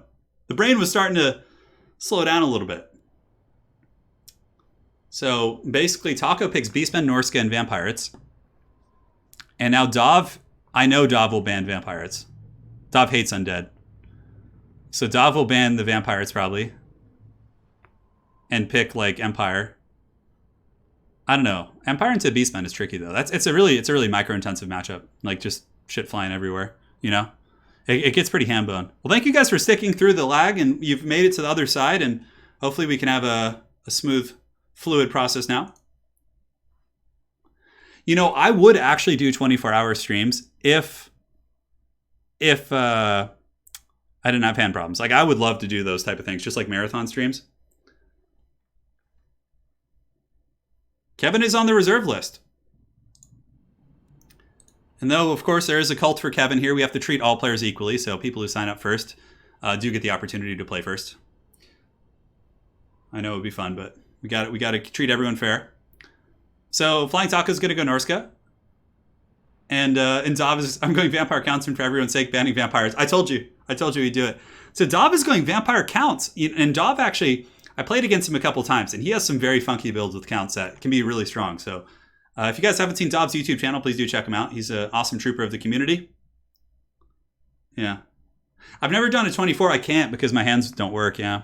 My hands like start hurting really bad after 3 hours usually.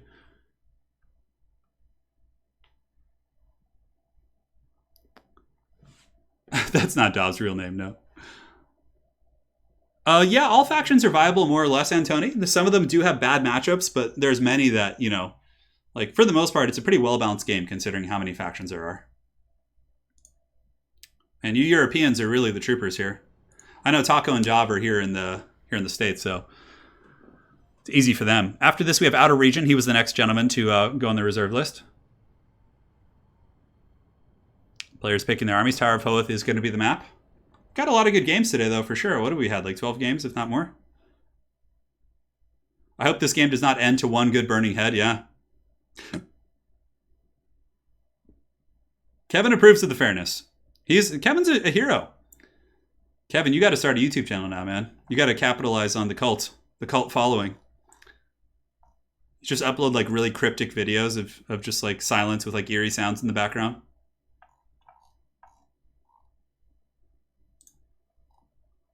That was a really crazy good game between Undertaker and Taco. That last one was so good. Yeah, I think limiting King of the... Usually, today I took extra signups because I felt bad. It's like... But normally, I think King of the Hill should be like 10 or 12 people to keep it like a good time. Or just start at like 9 a.m. in the morning. That's probably smart too. Because then we can like go like for 4 hours and, you know, get more people in without people falling asleep at their keyboards. Like Tank and Gromby, it must be like super late at night for those guys.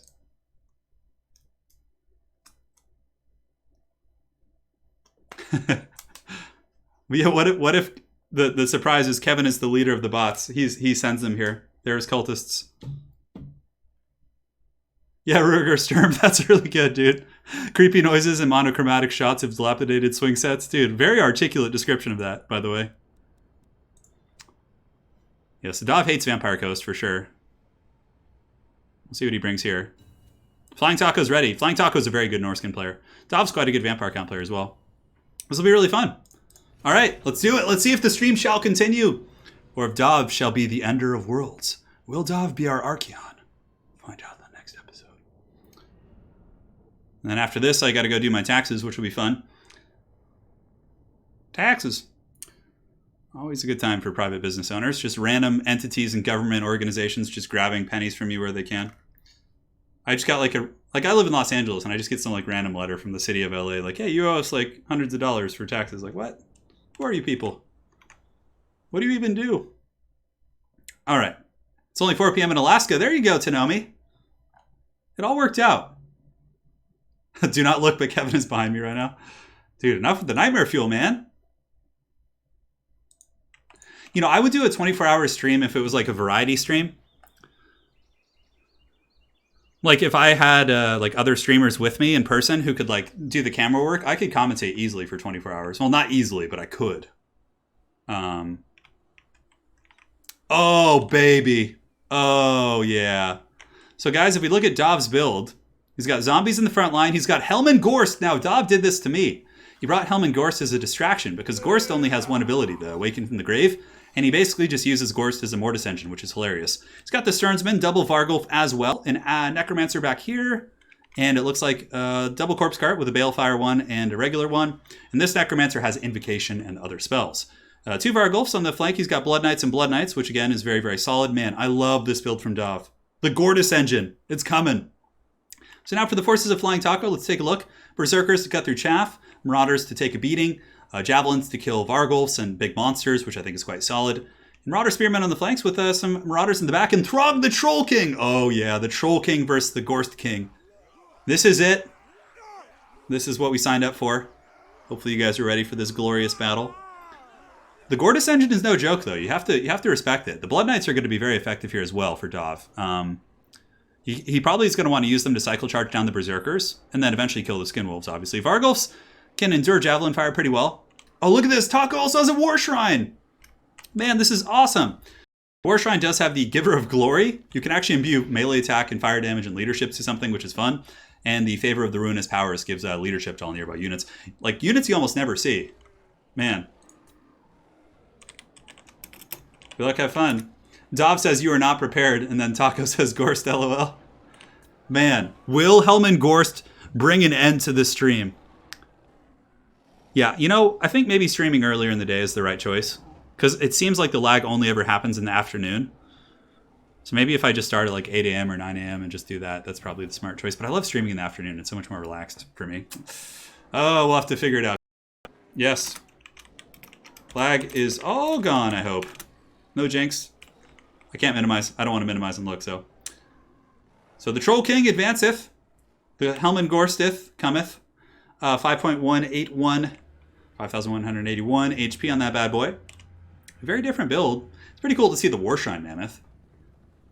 Throg is, of course, slow. He is a corpse cart, so he's got 23 speed. Oh my god, Helmengorst is so haggard. So in the meantime, one Vargulf does jump in, taking Star. He needs to pull back immediately. Dov should be pretty quick on that. You can see he turns around, I think. Blood Knights are going to be trying to overwhelm the Berserker formation, which I think is a really good play. And this other Vargulf is going to be going after the Mammoth. And now Gorst and company will be engaging here. So nice pull back there, able to get the Vargulfs back. And the Blood Knights will be getting a full charge, more or less, into the Berserkers, which is very strong. But he's going to want to pull back, go up behind his spears, and then up and around the back at this point. So doing the big old loop-de-loo would be the smart play. Now, if Dov gets caught by a Burning Head here and doesn't pull back, oh, the Burning Head's pretty good, although it didn't hurt the Blood Knights that much. It's just zombies. Okay, that was not a bad Burning Head. So the Vargulf here is losing horribly against the Giver of Glory Mammoth, which gave himself fire damage. The Giver of Glory!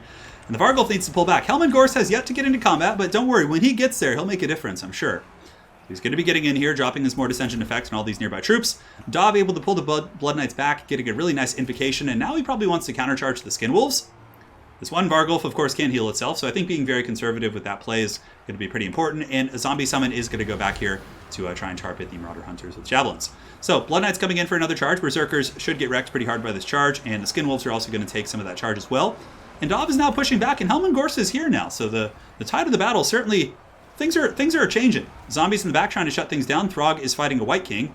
The Vargulf here, maybe pull this Vargulf away and get him up and around over by Gorst so he can get that Mortis Engine heal.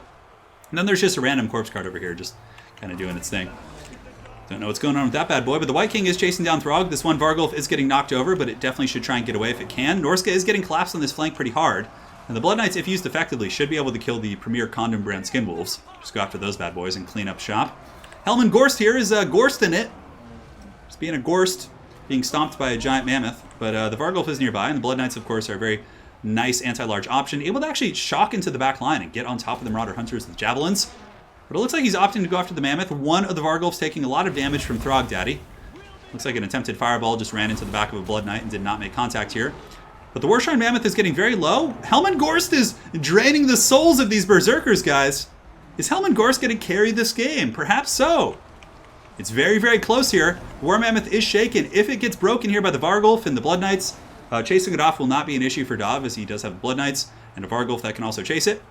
So some of the Blood Knights from Dov are being forced path into the back line to shut down the Marauder Hunters with Javelins. So the White King and the Graveguard are now starting to permeate into the back line. So the Javelins, in many respects, are shut offline. Dov doing a really good job with these Blood Knights here.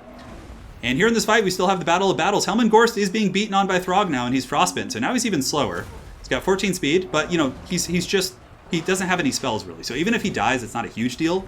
And the Blood Knights are able to break the Skin Wolves here, but now they need to turn around and save their Lord and Savior, Helmengorst. This Vargulf's really doing a great job, though, just guerrilla pounding here. And the Blood Knights in the back, the other group of Blood Knights is now collapsing onto the back of these Javelins. So you can see they're coming in and just wrecking the Javelin play. And honestly, this is looking pretty good for Dov. Having the Blood Knight blob here on top of like targets that they're just really good against is quite strong. And Helmengorst, the Cackling Lord himself, moveth over towards the spears to drain their souls and send them back, or send them into the Age of the Sigmar, perhaps. I don't know, we'll see. Hopefully not for their sake. Over here we do have the Blood Knights. Blood Knights still doing their thing, charging back and forth, but Flying Taco is scrapping his way back. He's able to get the Javelins back online. Dov does allocate some Blood Knights to go over there, and it looks like the Vargulf is battling Throg, and the Warshrine Mammoth is, how many do we have left? 19 here. An Invocation would just be super clutch here. Charging back into the Mammoth once again, getting some really good shock damage. And it looks like Gorst might be summoning some Graveguard. No, just Zombie Summon going down. Vargulf versus Throg. Vargulf needs to probably run. And there are a couple Corpse Cards and a White King to come back into the battle, which would be pretty impactful. The Blood Knights cycle charging back in once again. And the Vargulf looks like he's going to be getting away here. Man, this has been a glorious battle for sure. Helmengorst is in melee contact with the Mammoth. A little bit of a bold strategy, but Gorst, is he going to live? He's pretty low. But the Blood Knights do come in for a rescuing charge. Mammoth is at about 1800 HP. Helmengorst is pulling back. 902 on the Gorst man. The Vargulf gets punted by Throg, but the White King coming in should be able to finish off the Shaman Sorcerer. And the Corpse Guard coming into combat now. Fireball going in. Oh, Gorst takes a fireball to the face.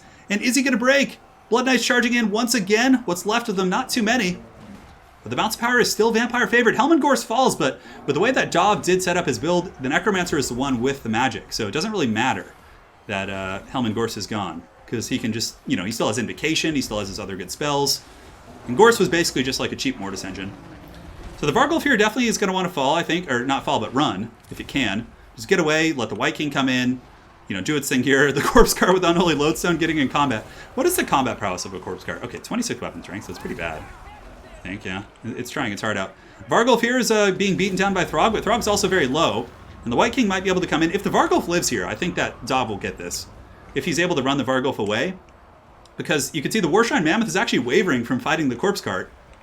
Oh my god, the ultimate Haggard corpse cart build. Throg Throg is just ping-ponging back and forth here with this Vargulf, but now there's a White King beating on Throg with the Vargulf, which is really unfortunate. The corpse cart is also nearby, buffing them up.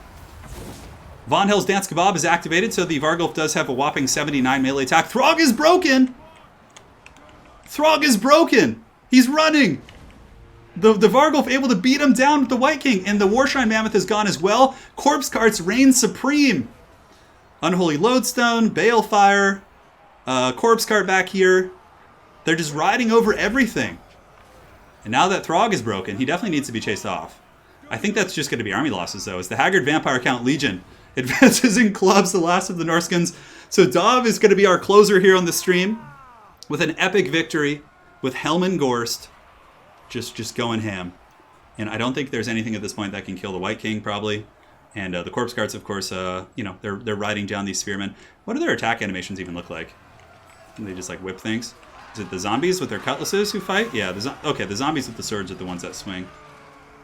This Corpse Cart will fall, the Balefire one. The remains of the Javelins throwing into the Vargulf. The Vargulf does fall as well, but here you can see the Javelins will be crumped pretty hard by the Corpse Cart Nation. The White King getting some nice buffs from the carts as well. I don't know, I mean...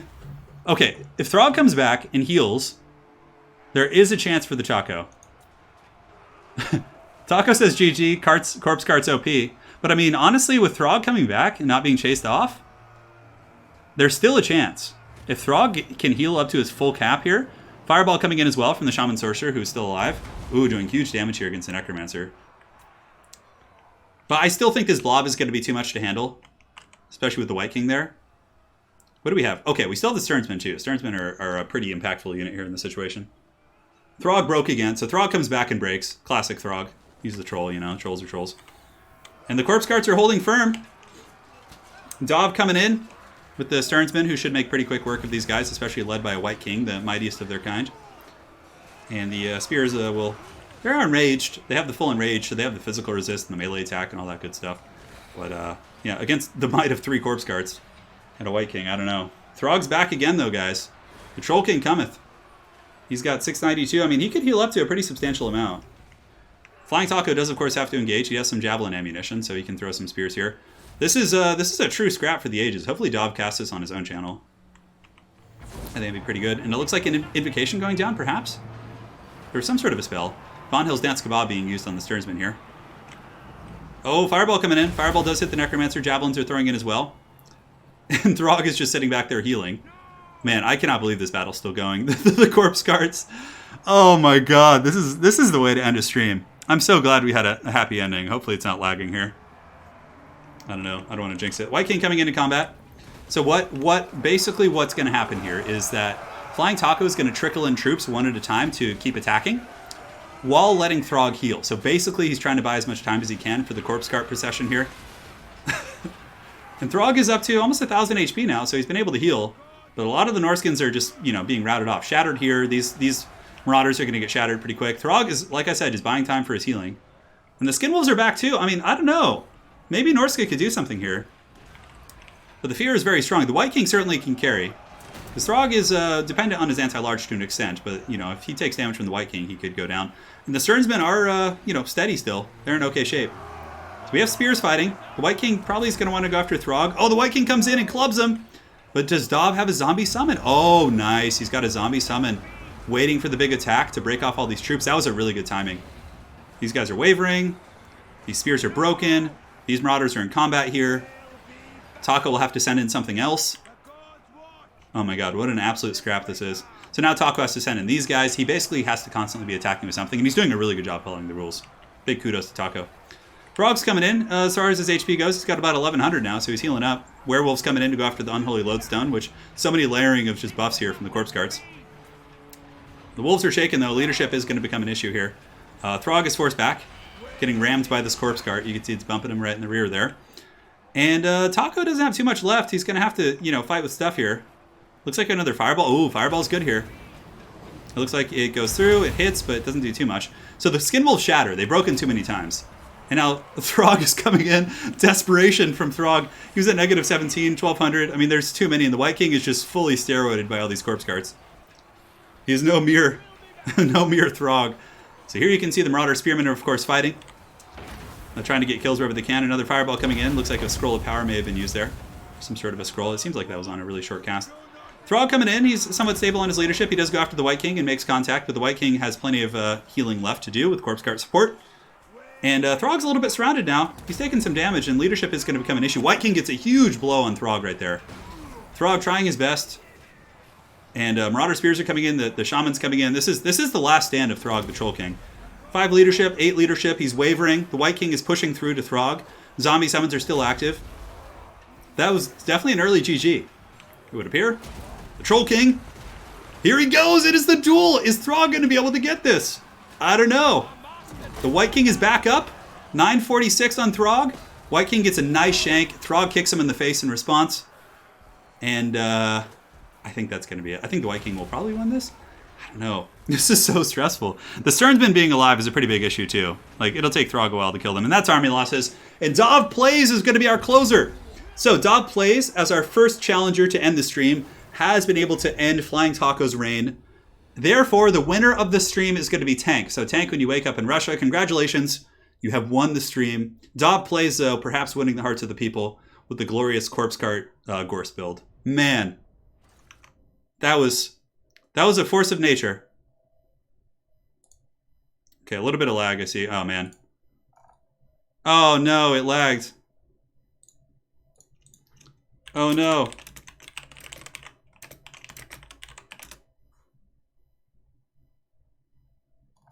Sorry about the lag, guys.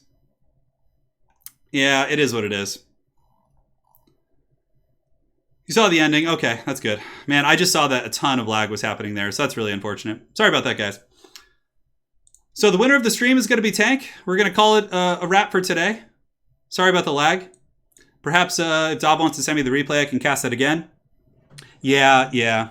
We can't help it. So guys, here's my promise to you. I will not stream again until I fix the lag.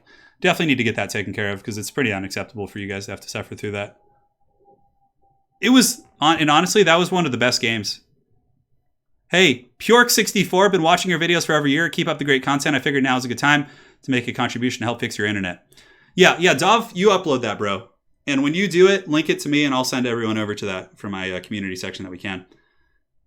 Dude, Bjork, thank you so much, man. It does help. I honestly pay for the top tier internet. Like, I pay for the best internet. There's no better tier to pay for, so it's kind of a crappy thing. Yeah, but regardless, we were able to get through the lag. So thank you guys so much for joining. Next time I stream, I will have this fixed one way or the other. So I appreciate you guys, but it's going to get fixed. I'm going to get to the bottom of it, and then we should be able to be fine from there. So the next stream, I was going to stream every day this week, but alas, I'll probably have to wait a couple days. So the next stream will be Thursday, and then Friday is going to be the ECL round of 8. So stay tuned for that, guys. Yeah, so many good games, too. It's really unfortunate. Hey, thank you guys for the support. I know it was pretty unfortunate. So guys, on that note, special thanks to all the mods for helping out, karate chopping all the Fal Slanesh bots.